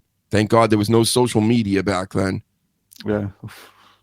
But anyway, you got any plugs, Reezy? I got no plugs. No Other plugs. than, look out for the show, like and subscribe every Saturday. That's right. Everybody right now, like and subscribe. Go to YouTube, TikTok, all over the internet. We're everywhere. Every Saturday, 2 o'clock, and most weeknights at 7. I'll be back 100% Monday night. That's for sure. And maybe even early so I can fit in some extra pro wrestling analysis in there right before the big day on January 6th. So, yeah. The old January 6th. Do you think that, to go along with tradition, that WWE will just not have any security that night for their first show? Maybe they could do something like that. Just to keep with tradition. You're not supposed to have any security or any police involved. Maybe a handful for like millions of people that are going to be in and around the arena for this first ever Raw on Netflix. So maybe you'll see that. Maybe everybody will just be able to walk right past the metal detectors like Paul Heyman did last night. Yep. Maybe Shawn Michaels will phone Triple H up and say feared for his life, and then Triple H point out, you're not even on the premises. Yeah. Come on, HB Nose Hairs. Unblock Dr. Huge and stop lying about what's going to be happening on January 6th in a few more days. So, yep, that's all I got for you. Everybody hit those buttons, and we will talk to you guys later. Bye. Titillate. Paul, say something stupid. Hey, what's up, players? This is Teddy Long, Hall of Famer. Just want you to know you're listening to the DrHUGEshow, and you can believe that, player. That's right. Dr. Huge is back once again with Reezy in the house. King Reezy. Spooky Suplex on X, of course. We're here to talk about Raw tonight. The biggest Raw, the most glamorous, glorious Raw that we've probably ever seen. I think it's in a stadium, right, Reezy? Yeah, I believe so. I don't know what stadium they're in. I don't remember. But today is their debut on Netflix. Huge. So we got a lot to talk about tonight's card. Nice match card, too. Yep. It's going to be a good one. I heard this is going 3.5 hours. I don't know about 3.5 hours, but I do know when they asked Triple H about time slots, he said there isn't one. There isn't a time limit on how long they can go. He said they can go 3.5 hours, sometimes even 4 hours if they wanted to. God. I want Goldberg's. I want. Holy shit! I think that's great for them. Yeah, good for you guys. Maybe not so much for us. But before we get into all this stuff, look, I have an album out, everybody. I make music. Go check it out. I do all kinds of things. If you got a Spotify, why not? It's free. And then what else we got to talk about here? I got a new YouTube channel coming with clips. It will be totally censored. So now you can actually show this stuff to your children, maybe. In the meantime, I'll have, this live channel uncensored. Because, here and there, I'm going to have to be taking some of these lives off because the YouTubes come at me, the TikToks, the X's. I'm live on all the stuff, and we're killing it right now. Look at that, 3.5. That's right. That's what I read, too. But, fake news is out there, Sleaze. Sleaze is in the house. Tripp said it with his own words that it's going to be 3.5. That's pretty long for even for the first biggest Raw ever. Definitely. I mean, I think this is probably going to be the biggest Raw in a very long time. Mm-hmm. I wonder how they're going to do subscriber-wise up front. Or how can you pull people in if you're not going to pull them in with this initial night, right? So that's why the marketing's been crazy for this. They're trying to get everybody to subscribe to Netflix. I already had it. I was going to get rid of it. I usually get it for like a couple months, watch Cobra Kai, and then I get rid of it. But them Cobra Kais, man, they really shit the bed the past couple seasons. I'm still watching it though. I'm waiting for my last. I haven't seen the last couple. I haven't seen the new season at all. So the new. Yeah, I hear. So I'm interested in that, but I feel like with WWE, WWE Raw on Netflix, this is a way of Netflix keeping subscribers. Because WWE doesn't have an off season. So people are going to keep Netflix to watch Monday Night Raw, and also the library's going on there. Yeah. So that's a win-win for Netflix right there. Unless it sucks tonight, right? A guy that's been getting WWE Network ever since it was $9.99. I'm just gonna go. You know what? Tonight's Raw sucks, so I'm just gonna cancel after tonight. So they really can't do anything wrong. I think one thing with wrestling fans that we've learned over the years, even when the product is bad, they're still going to support just to complain on social media. Yes. And that's what everybody should do here too as well. I mean, we need all the likes and subscribes and shares we can get at this time. Please please get on the YouTube. If you're on X right now, go over to YouTube, subscribe to the channel. It's going to be the archive channel. I'm going to bring back all the old shows with the Sleaze and Y2 Just Incredible without the E and many others, the Thunder Rosa interviews. You still have those? Oh, I still have them. I just put them on private for now. Oh, okay. Yeah. I'm waiting to build this audience back up. Not a lot of people were trying to look at the old stuff anyway, because they're like, who's Dr. Huge anyway? You can't take a week off, never mind 5 years. So I decided to take 5 years ago, we were a thing on Periscope. We were doing pretty well. We were a thing everywhere. Yeah. We were really good. Everybody knew about us. That's why, of course, we were talking before this, and you're going to take this super serial now, aren't you? Yeah, the conversation. Well, we can have this conversation. The conversation we're having is that, I want this to be more than a pod that we do on our off time just for fun. And, and like for me, one thing with me is one thing I need to work on, of course, my stream and everything. But one thing with me is that this was something, when I started this, I looked at this as something I did on my off time, on my downtime when I'm not at work, something for fun. And I want this to be more than fun. I actually want to put in the work now to make this podcast where it was before, if not bigger. Oh, it's going to be bigger than before. Yeah. And I think we can do that, definitely. So I'm going to be a lot more serious going forward. And we already got Sleaze. Can't wait till he return. We got Danny Damage. We're building the gang back up. Yep. Yeah, and hopefully we can get it Y2 Just Incredible as a guest. I haven't seen that guy in a long time. Yep. He's got babies now and stuff, apparently. So, he's going to be sick a lot. That cooties is out there, and babies have cooties. Oh, yeah. It's one thing I know about babies. They're gross. Oh, yeah. This is my baby. The show and talking about this is your baby. This is your baby. My baby. So it always has been. Zero cooties. Man, you're my OG. You're my OG followers, man. So yeah, we're all taking it super serial. Like I said, we're promoting things now. We got things going on. We're getting extra channels. Hey, maybe someday we'll have people out there clipping for us. Clipping us looking stupid or looking great. Who cares? Clip us. Put us out there. I love all the negative and positive attention. Been loving merch it. Would definitely help with that too. Merch would definitely help with that. Yep. Teespring. Go to Teespring. I have the logo shirts up right now and sweatshirts and whatever. Maybe I got some underwear up there, some cock rings. Dr. What would I don't know if you can. I think you can. If you could and I'll look it up too. But we can have links, like when we're live, just links on our page that people could click on while we're live. You know what I'm saying, right? You mean on X? Yeah, like when you're live, period. Like when you're live right now on the restream, on your restream while you're live, there are like links, like little icons on how to get to your merch. And oh yeah. I looked into that. Yeah, we only do that because nobody's liking or subscribing or sharing out here. There you go. People could just click on it, and it would just bring them right to the T-shirt thing, so they don't have to type it in. You're making my blood pressure. You always do this to me, Reason. I'm now thinking about it. I'm like, if everybody out here subscribed that watches, then I could put links up to stores. I could put, all this poor shit. We're gonna get some subscribers. We're gonna do it.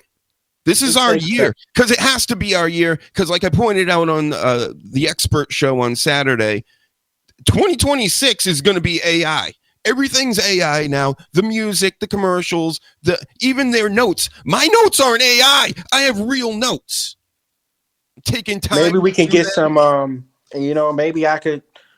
I know a couple indie wrestlers. I could, when I go to some shows, I could run into and have them come in, introduce themselves, and it's revenge. You know what I mean? To the crowd, especially us, and promote the podcast a little bit. Yeah, we're killing it this year. We're killing it. We're gonna defeat the Terminators when they send them at us, metaphorically speaking, through podcasts and everything else with their fake podcasts, literally fake podcasts, fake everything. This is all real, 100%. Dr. Huge and the Reezy and the Sleaze and whoever else is crazy enough to show up on the show. Which, by the way, here's a little forward promotion as well. Before we get into this, because we are getting into this Raw tonight and everything else, but we got to pump ourselves up. No, none of you guys are doing it. So next Thursday, or this Thursday rather, PWPJ Leto coming back. Look, we got people in the house. I know this guy, NJ Razor. He just subbed today, bro. It's happening. We're doing it now, finally. Thank you. Shout out to you. Shout out to Sasha Reigns. Been down since day one was ish. We're yeeting out here. Well, fuck Sasha Reigns is back in the day, though, right? She was the Sasha Banks correspondent. Yep. Yeah. No, she wasn't. Yeah. No, she was. Yep. The Sleaze, of course. Well, that's dumb, Sasha. What did Sasha Reigns say? Now we're going backwards in the chat. Sleaze, it's commercials and anyone besides outside of us. Exactly. She's the correspondent, Sleaze. I wouldn't fucking go against her. She's one of the best in the world at what she does. And before, I just want to keep all my samples fresh in my mind. Nobody has more samples than Dr. Huge anywhere in the internet. Nobody has better samples than Dr. Huge anywhere in the internet. We're the best.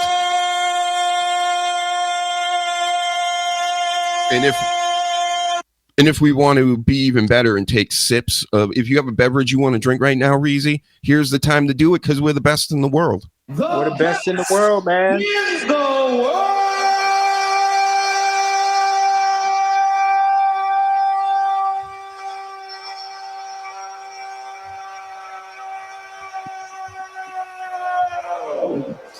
Thank you. So reinforcing. When I wake up in the morning, I usually play that in front of the mirror a few dozen times while I'm shaving.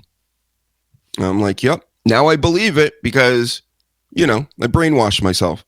Anyway, so now that we've gotten how awesome we are out of the way and how everybody needs to like and share, some subscribe for life, brother, we can talk about tonight's show, the biggest show, the greatest show ever in sports entertainment history. And one guy that's slated to be there is this guy. Well, that's the Miz technically, but that's John Cena really, in my world. John Cena recognized. John Cena recognized. We're going to see him tonight. He's going to be out there. I don't expect he'll be eating babies as I usually report on. I propose you That's stop what they say. Rule number 11 of John Cena's house rules and take your feet off the furniture. Yep, he doesn't like feet on the furniture. He don't like anything when he's in baby eating mode. But tonight, he won't be in baby eating mode. He'll be in pro wrestling mode, hamming it up for everybody. What do you expect for this John Cena, and his farewell tour? I think right now, it's a great idea to give him a farewell tour. The question is, what stories and what matches are we going to get from this? Because if this is his last run and he's really done, there is some stuff people would like to see. There's stuff people don't want to see. Mm-hmm. So we'll have to see what they bring to the table. Reezy, who would you like to face off against John Cena or not like to face off against so him? I would not mind seeing. I wouldn't mind seeing Cena and Roman again. I wouldn't mind seeing Cena and Gunther. I wouldn't mind seeing Cena, Randy. And a whole and 12 babies. Oh yeah. So he could eat Maybe them. Cena and Randy one more time. You know, it's been years since we've seen that. So, I mean, it all depends on what the story is going to be for me. True. Well, you know what we can't have. Everybody watching right now, you know who we can't have. The GOAT, supposedly. They've been saying it for the past year, so it has to be true. If WWE says it is true, and John Cena's the GOAT, and you're going to put him up against Logan Paul, bro? Nah, I don't want to see that. At any point during this farewell tour, you put him up against Logan. There's not a lot of time. In the way WWE does their stories and things, you know, it's too long-term storyline. John Cena only has a year. Let's keep Logan Paul out of this. Yeah. Go ahead, Reason. You know, I was just going to say the whole Logan Paul thing now. I would rather see Logan Paul. I think what it is with Logan Paul, I'd like to see him against somebody else, not Cena. I think Logan Paul has been a heel too long. I'm trying to make this make sense. I think if they made Logan Paul a babyface, they focus on making Logan Paul a babyface and probably putting him against somebody that is going to make him look good, where the fans are going to like him. Because right now, Logan Paul, I mean, he's been unable to win a clean match, if I'm not mistaken. Has he won a clean match? He's always using the knucks. Yeah. So I mean, they got if they want to make this guy look strong and people to like him, they gotta start having him win clean matches. And that's my thing with Logan. Mm-hmm. But overall, Nasty Neil he's got a point here. You know Nasty Neil, don't you? Nasty Leroy, yeah, I know that guy. Or is it Nasty Leroy? Never mind, not Nasty Neil. I thought it was that's Nasty Leroy. I know that Nasties in my life. I know that stranger, Nasty Leroy. That's a good guy right there. I'm just playing with him. That's a good guy right there. Good guy. Sorry. Wrestler, by the way. Indie wrestler, by the way. He's a wrestler, by the way. Nice. I'm sure he's killing it out there. He can't beat me, Leroy. He can't beat me, but he's a good wrestler. Calling you out. He knows I got a joke with him. He knows I have to joke with him. But yes, he can't beat me. I'm good with pretty much anything they do with him. Keep him away from the bloodline story. Keep him away from Logan Paul. And I'm fine with it. Have him fight Priest 1 month and Gunther, and like you said, it's almost like a month-to-month thing. Like then the next guy shows up and is like, "Now I'm going to take you on." You know what I mean? I would like it more like that. Have him work with a ton of guys, but because have him work with a ton of guys, man. You know, I'll have him work with some guys on the card that they're not using as much, just to start them off. Mm-hmm. Exactly. So Cena, we're expecting him tonight. Another guy we're going to see, The Rock. Yes. Look at him, so fashionable. Yeah, there you go. Let's make him a little smaller. That's just too much. Too much The Rock for all of us. Blue leather jacket, man. He's so cool. Them big chunky shoes, just like the Damage Control wear. So cool. Yep. But The Rock's coming back. People are worried. There's a conspiracy theory out there that this is Paul Heyman's going to turn. They've been doing the same type of hand gestures. Close to the 4 horsemen, but missing one. And maybe that extra other one is Paul Heyman, right? Or something. And Paul Heyman, The Rock, and Solo Sikoa, possibly. My thing is, how could Paul Heyman turn if Solo's going to join The Rock, right? And they're kind of like, The Rock's the real tribal chief behind the scenes. Mm-hmm. But Solo Sikoa and his gang put Paul Heyman through a table. Right. They're going to have to really make sense of that, because that doesn't make any sense. They just beat you up, bro. You know? I don't think he would join them. Here's my vision. I think The Rock will cause Roman a match.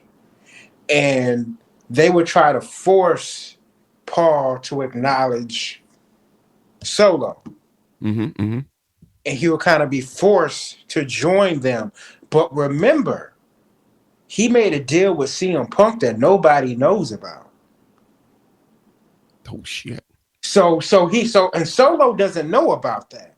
So if he joins Solo, he can finally be like, oh, but I made this deal with Punk, so now it's kind of a swerve. You get what I'm saying? Yes. Swerve, he goes over with Punk. So it could be that, but at the same time, you know, The Rock has been calling himself the higher chief lately. He's been calling himself the higher chief. So apparently there's a higher chief and there's a tribal chief. So this is going to be very interesting when this goes down. This is going to be very interesting. But I see The Rock coming out, causing Roman a match, and Solo forcing Heyman to acknowledge him, which later on was swerved. So The Rock is like the higher chief. He's better than everything that's happened in the past 4 years. He comes out with his fake title that he didn't beat anybody for. He just told us through the media outlets the past couple of months that, oh man, that WrestleMania run, that was so tough and it was so hard to get in shape to do this and blah, blah, blah. But now you're the best. You're the best in the world right now already. You're better than Roman Reigns in the first bloodline and the second bloodline. And all. Like, that's hard for me to swallow here. That's a hard pill to swallow. Yeah. I mean, I think right now, I think the whole bloodline storyline has been killing it. But I do think that there needs to be some type of higher. How do I explain this? Roman and Solo, this is gonna have to end somehow.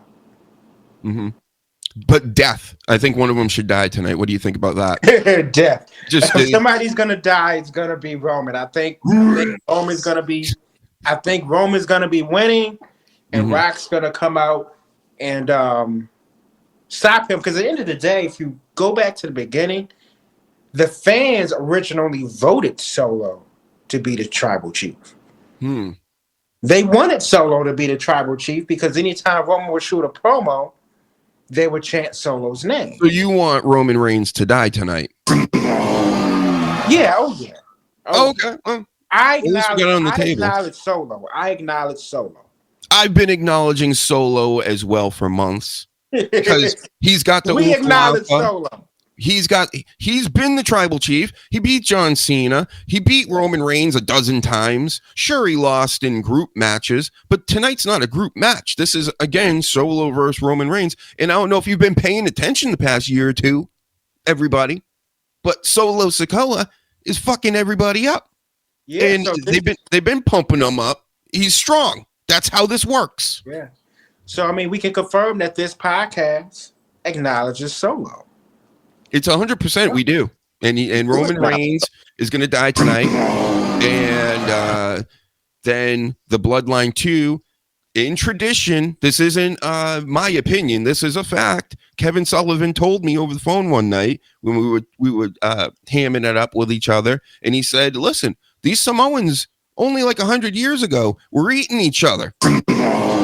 So Roman Reigns is going to get barbecued. They would like to eat Paul Heyman, I'm sure, too. Maybe he doesn't taste as good, but he sure has gotten himself ready to be eaten by the Samoans, if you know what I mean. He's fat! Yep. I don't know where I'm going with this, but I'm just saying this is how I know Solo Sikoa is the real tribal chief. And that's why it's even more ridiculous that The Rock, number one guy in Hollywood, probably eating babies with John Cena at this point,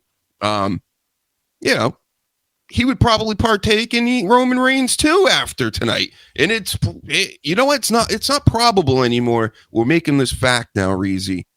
They like to do this to me. The man, it gets at me, shuts my whole deal off, and I have to orchestrate back in the business here. But we're back. I'm live. I know I was talking about John Cena and The Rock eating babies. I won't talk about it anymore, YouTube TOS. Okay, sorry. By the way, get on YouTube and like the video. Do it. You know, another match that's happening tonight is Sami Zayn and Drew McIntyre, is it? Yep, that's a match that's happening. Probably You the know? first match, if I'm guessing correctly. Oh yeah. Mhm. I don't see this going Sami Zayn's way. Never. It should never go Sami Zayn's way. I don't see this going his way. Mm-mm. Yeah, I don't see this going his way. Barely has chest hair. Drew McIntyre has chest hair. He's a full-grown man. Sami Zayn, of course, he's going to punk the Carmelo Hayeses of the world backstage, the rookies, and all this. You need to get back into that business because messing with top guys, especially top guys, as we've talked about on Saturday, extra top guys like Drew McIntyre, stay out of that world, Sami Zayn. Get out of my WWE, go back to AEW, or go to AEW. Just go. I wouldn't. But you know what? I like Sammy. I just think that Sami Zayn has just had a lot of bad luck. You know what? Most of that bad luck is Kevin Owens, I bet. Yeah. Oh, yeah. I mean, Sami Zayn, Kevin Owens, that's another story. Sami Zayn, I think Sami Zayn is going to have this match won. He's going to have it won, and something's going to happen to cause him to lose. Because at the end of the day, Drew McIntyre is a smart guy. Yep. He's a smart guy. He's going in there with a strategy. Sami Zayn's not going in there with a strategy. He's going in there out of anger and revenge. And you can't do that. Wait, tonight's not Sami Zayn, McIntyre. It's Sami Zayn, Jey Uso. No. It's Jey Uso tonight. Jey. Okay, forgive me, people. Forgive me. I was totally wrong. So they can't have Sami lose again. That's why Sami's involved with Carmelo Hayes now. Right. So it's Jey Uso and Drew, right? Jey Uso and Drew. Yes. Okay. I see that. Okay.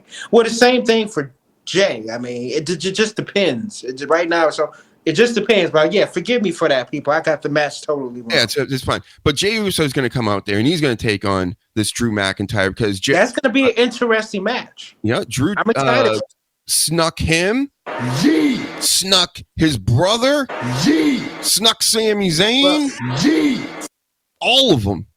He's been going and he said, I'm taking them out one by one. But to me, taking them out means like they're off my screen.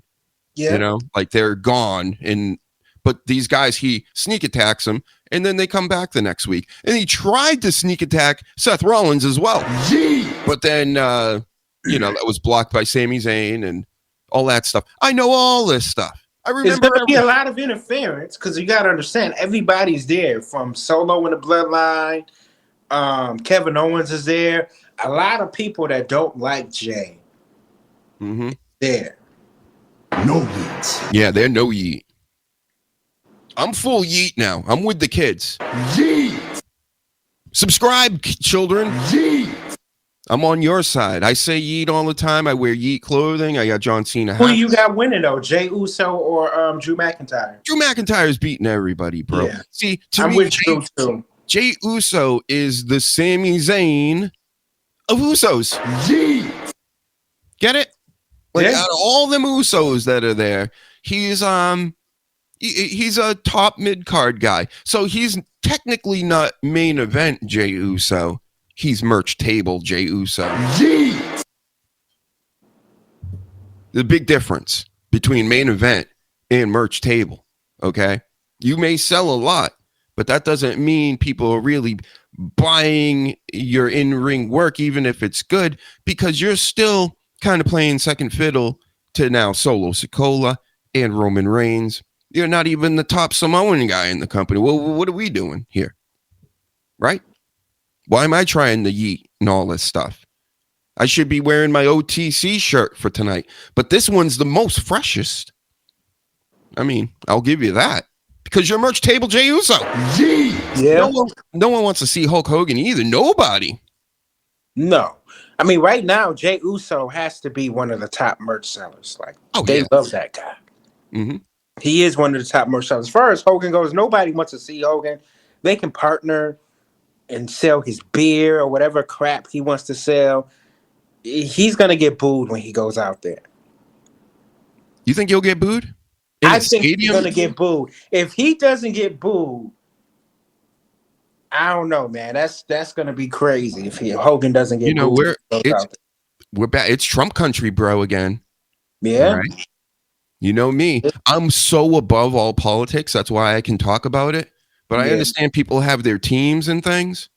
But it's Trump time, bro. And look at this Hogan guy over here. Hold on. Let me move my little logo. Look at him. He's having a great old time for himself.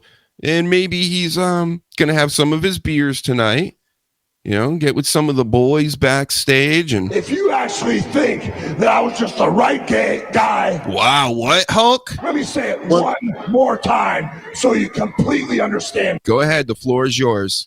If you actually think that I was just the right gay guy. All right. Maybe you were the right gay guy. I don't know. Maybe you are. So either way, of course, you know, Hulk Hogan forever over with me because I started watching wrestling in the 80s and say the N-word all you want. F all the radio host's wife that you want, Hulk Hogan.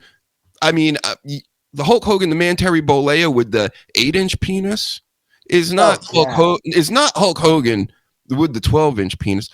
Different, you know, it's different. And I compartmentalize those things in my mind. And therefore, I'm Hulkamania for life, dude. I'm running wild. That's why I've been killing it. Otherwise, why would I have this, brother? This is one of the top brothers out there. I'm more of a Rick guy. I'm a Ric Flair guy. I'm a Ric Flair guy. Never liked Hogan. Never liked Hogan. No, not even against Zeus and No Holds Barred. No, never liked. Well, actually, I take that back.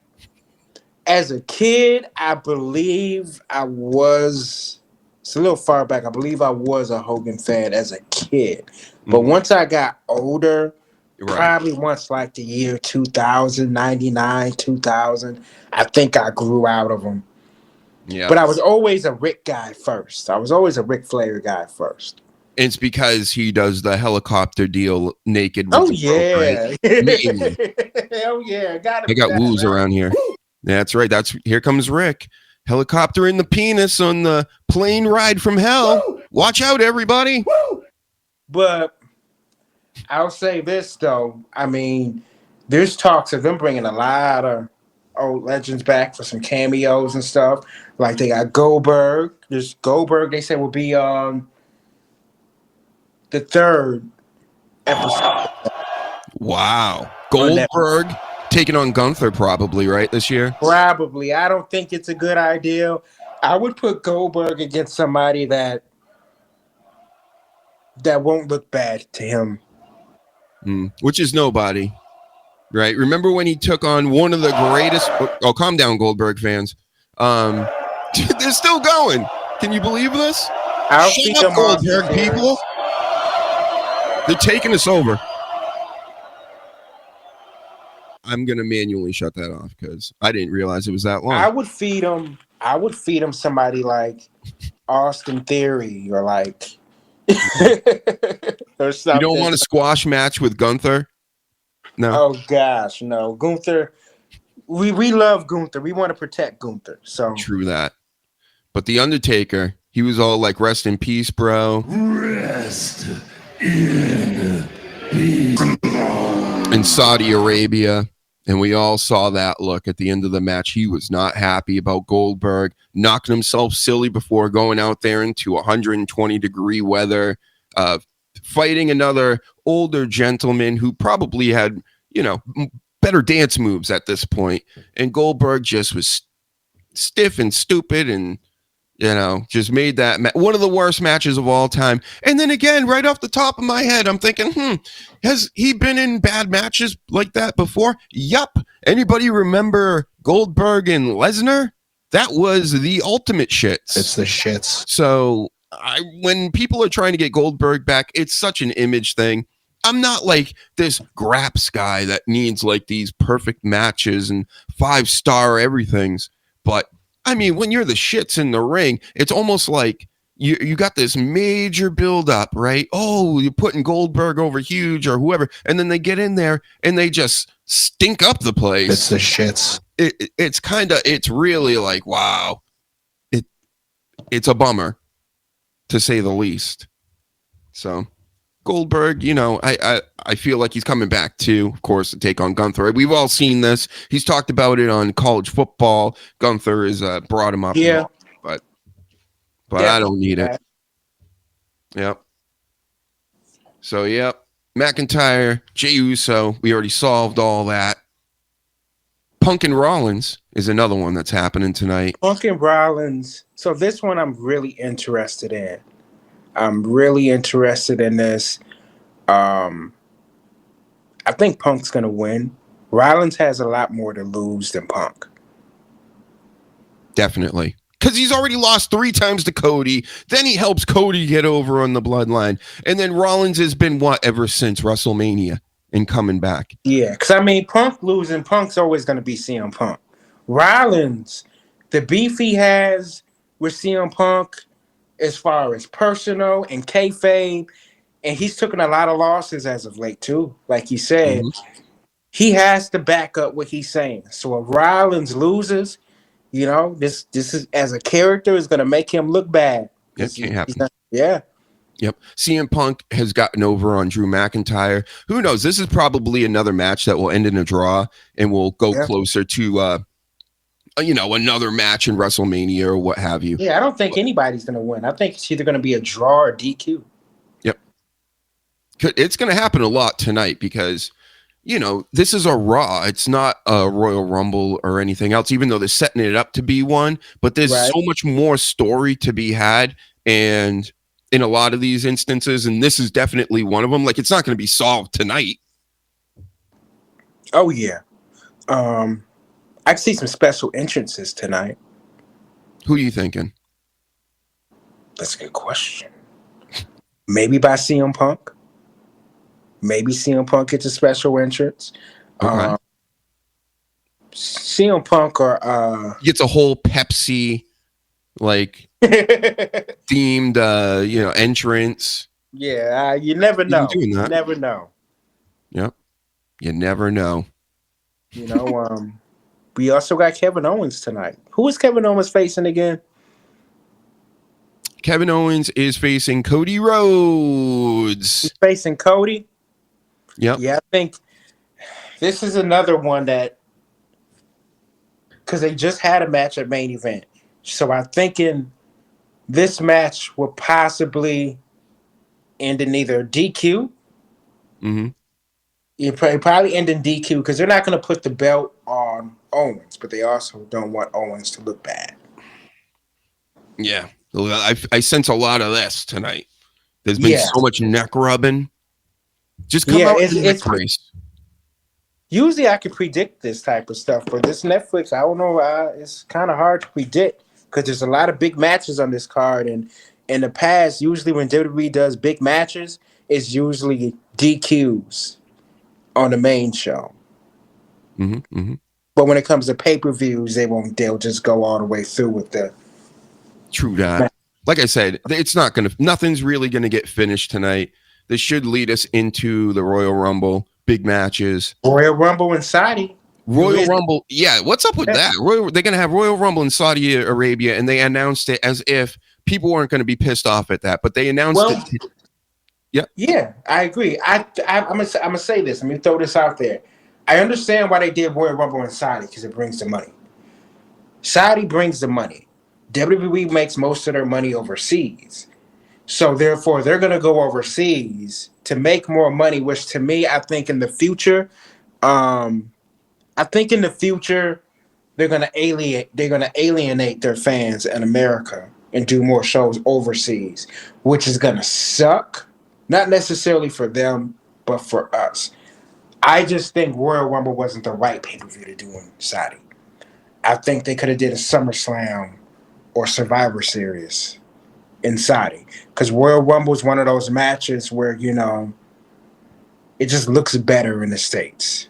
Especially with the greatest Royal Rumble there. Remember the greatest Royal Rumble? Yeah, that was pretty. That was. Braun Strowman won.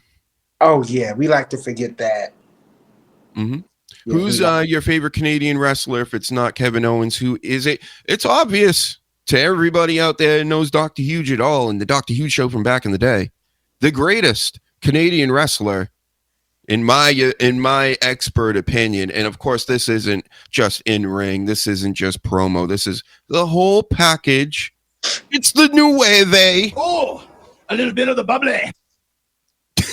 maybe not this version, but old school Jericho. To me, when I first saw Jericho, I was 16 years old. I'm watching WCW. He was in the cruiserweight thing or whatever. He was goofing on Goldberg. He was bringing dwarfs out and putting them in the Lion Tamer. Not that modified. What do you call it there? It's escaping me now. Doesn't matter. Anyway, he's doing all these great gimmicks. Has the security. When I think on Jericho, he has the rock star hair. He was coming from Japan. He was the man, and people weren't really hip to Jericho like that, right? Until he got into the WWE. But to me, WCW Jericho, that was one of my favorite guys from WCW, and then going on from there. He's been great. He's of course had some bumps in the road and things, but of course that's going to happen to any wrestler. It's going to stick around this long. So shout out to you. Oh, a little bit of the bubbly. Let's have a little bit of the bubbly. Well, my favorite Canadian wrestler, I don't want to be wrong here. I'm going to say it was Bret Hart. I might change that, but I believe it was Bret Hart. That's going to be most people's. I understand. But speaking of Jericho, as a kid, when I would go to wrestling events, I went to a WCW Nitro, and it was Jericho versus Dean Malenko. I believe it was. You like the Iceman? Iceman. The Iceman, Dean Malenko. Yeah, that guy. That guy today, I tell people, Dean Malenko, if Dean Malenko were to debut today, he'd be Daniel Bryan. Oh, yeah. Yep, 100%. People would love him. It's just that back then, the era he was in, it just wasn't for him. No. I have one last note on this Rollins Punk thing from tonight. And as people pointed out in the chat, of course, we just glossed over Kevin Owens, Cody Rhodes. That's for a, what was it? Let's put it up here again. Oh, the helicopter. We're talking about the helicopter. Where is it? Maybe I already. You know I'm a Rick fan. I've always told people that Rick, when it comes to all-time favorite wrestlers, Rick is my number one guy. Yeah, aren't they having some kind of special match, Cody and Kevin Owens? I think so. I think a ladder match, right? It might be. Yeah, it was something random though. Like I totally forgot. I think what would be a great swerve is for KO to win. That will throw people off. Definitely. It would get over. It'll work. Yep. People wanted it Saturday night main event. Of course, it didn't happen. But yeah, something huge is going to happen. There's going to be a major title change. And I don't think it will just be The Rock coming out. Like, because we already are kind of hip to it. And WWE, especially these days, they love to change course last second. Because they're good like that now. They're like, oh, everybody now thinks we're going to do this. And we are going to do this because we've been planning it for a week. But all we have to do is just make this one little adjustment and it will totally swerve the crowd. I'm here for it. That's why I watch this stuff. I'm not out here looking for dirt sheets or whatever. I make my own dirt sheets with my guests that come on. I can speculate just as good as anybody else, And then Cope comes out, right? Cope. The fuck? That's so it just almost makes me feel bad for Edge. Well, here's my thing, Edge. It's tough because it's when you leave WWE, a lot of times they own that property. So I get it. I just think Cope was not a good move for a name change. I get why he wanted to leave the Adam alone because there's too many. He said there's too many guys named Adam. Well, sadly, Edge spent most of his life in WWE. So no matter where he goes, he will always be Edge. It's crazy. That's just a crazy ass name. Like, how out of touch can you be to want to call yourself Cope? And then the other night, the crowd's chanting Cope, and I was laughing. Oh, I was having. I don't think fans are cheering Cope because they were chanting it. They were. No, I'm saying as a goof. No, they're chanting. I'm saying I don't think they're chanting it because they're fans of the name. I think they're chanting it because they feel sympathy for Edge and they want him to do well in his career. So they're like, okay, I mean, let me tell you, and let me tell these people, if that's true and they're not doing it as a goof, you need to stop because it's coming off like it's a goof and you're not helping. Okay, it's actually funnier when the crowd goes Cope. It is. Yeah. I mean, I agree. I just think it's more like we need something to chant. We want to cheer for the guy. We need something to chant, so let's just chant Cope. It's just like when, like the beginning of the show, when we're like trying to pump ourselves up and get these subscribers and get these retweets going out here, and everybody on YouTube, because I need the watch hours. In the meantime, instead of having just like a chat, the chat's just going Cope. Imagine that's my name. That's messing with me, and it's going to mess with Adam Copeland, because I refuse to call him Cope. I'll let you guys call him Cope too. He will always be Edge to me personally. Yep, Edgehead for life. Well, not really. I'm a peep for life. I'm not even a huge Edge fan like that. But I was always a peep. I always was Christian first. No offense to Edge. Edge was great, but I was always a Christian. I was always a peep first. Yeah. Christian was always the better guy. You're so professional. You said you were going to be professional. Now you're burping. Oh, man. Unbelievable. Biggest podcast in the world, by the way, everybody. In the universe, in the multiverse, not even the universe. Yep, we skip right over that. One more thing. I still haven't hit on it, but Punk and Rollins, okay? Let's look at Punk and Rollins while I Let's talk Punk and Rollins. This is the match that I'm very interested. Like, I'm excited to see. Punk and Rollins on my screen. Any day now. Where's my producer? Did I delete it? Is it just gone now? How come I can never find the one thing I'm looking? Oh, there it is. Punk and Rollins. So what's the over-under, everybody, on CM Punk getting hurt? I'm going to set it right now. The over-under it's 50-50. So there you go. Put your money where you think. My money, of course, is CM Punk's getting hurt tonight, because look at what Seth Rollins has done to people the like of Sting in the past, right? Remember the buckle bombs? I expect at least a dozen buckle bombs for CM Punk tonight. Yep. He's serious. I mean, right now, Rollins has a lot to lose. He has a lot to lose. He could lose the man tonight to CM Punk, and then CM if Punk he loses to CM Punk, I think if Rollins loses to CM Punk, lose the baby. In his story, this could cause Rollins to really snap and turn full heel. Which is time. It's time. We got nasty. Not that he's not kind of heelish now. I still feel like he's kind of heelish now. As far as him and Punk, I think Rollins is more of it's back and forth. But Rollins is a little bit bad guy in this situation too. Because remember, Rollins caused all of this, even with the bloodline. He was the one who broke the Shield up. He did. He broke the Shield up and then played the victim. You know? It's time. We need a bad guy, Seth Rollins, back again. Of course, he looks like a bad guy. He sounds like a bad guy. Same thing as Kevin Owens. Said it forever. Kevin Owens is finally back to being full Karen Owens, being a total douche. Love it. Keep that up. And he could win tonight because of it. Because everybody's kind of sick of Cody Rhodes, you know? Yeah. I wouldn't say everybody's sick. I mean, he still gets a pop when he comes out.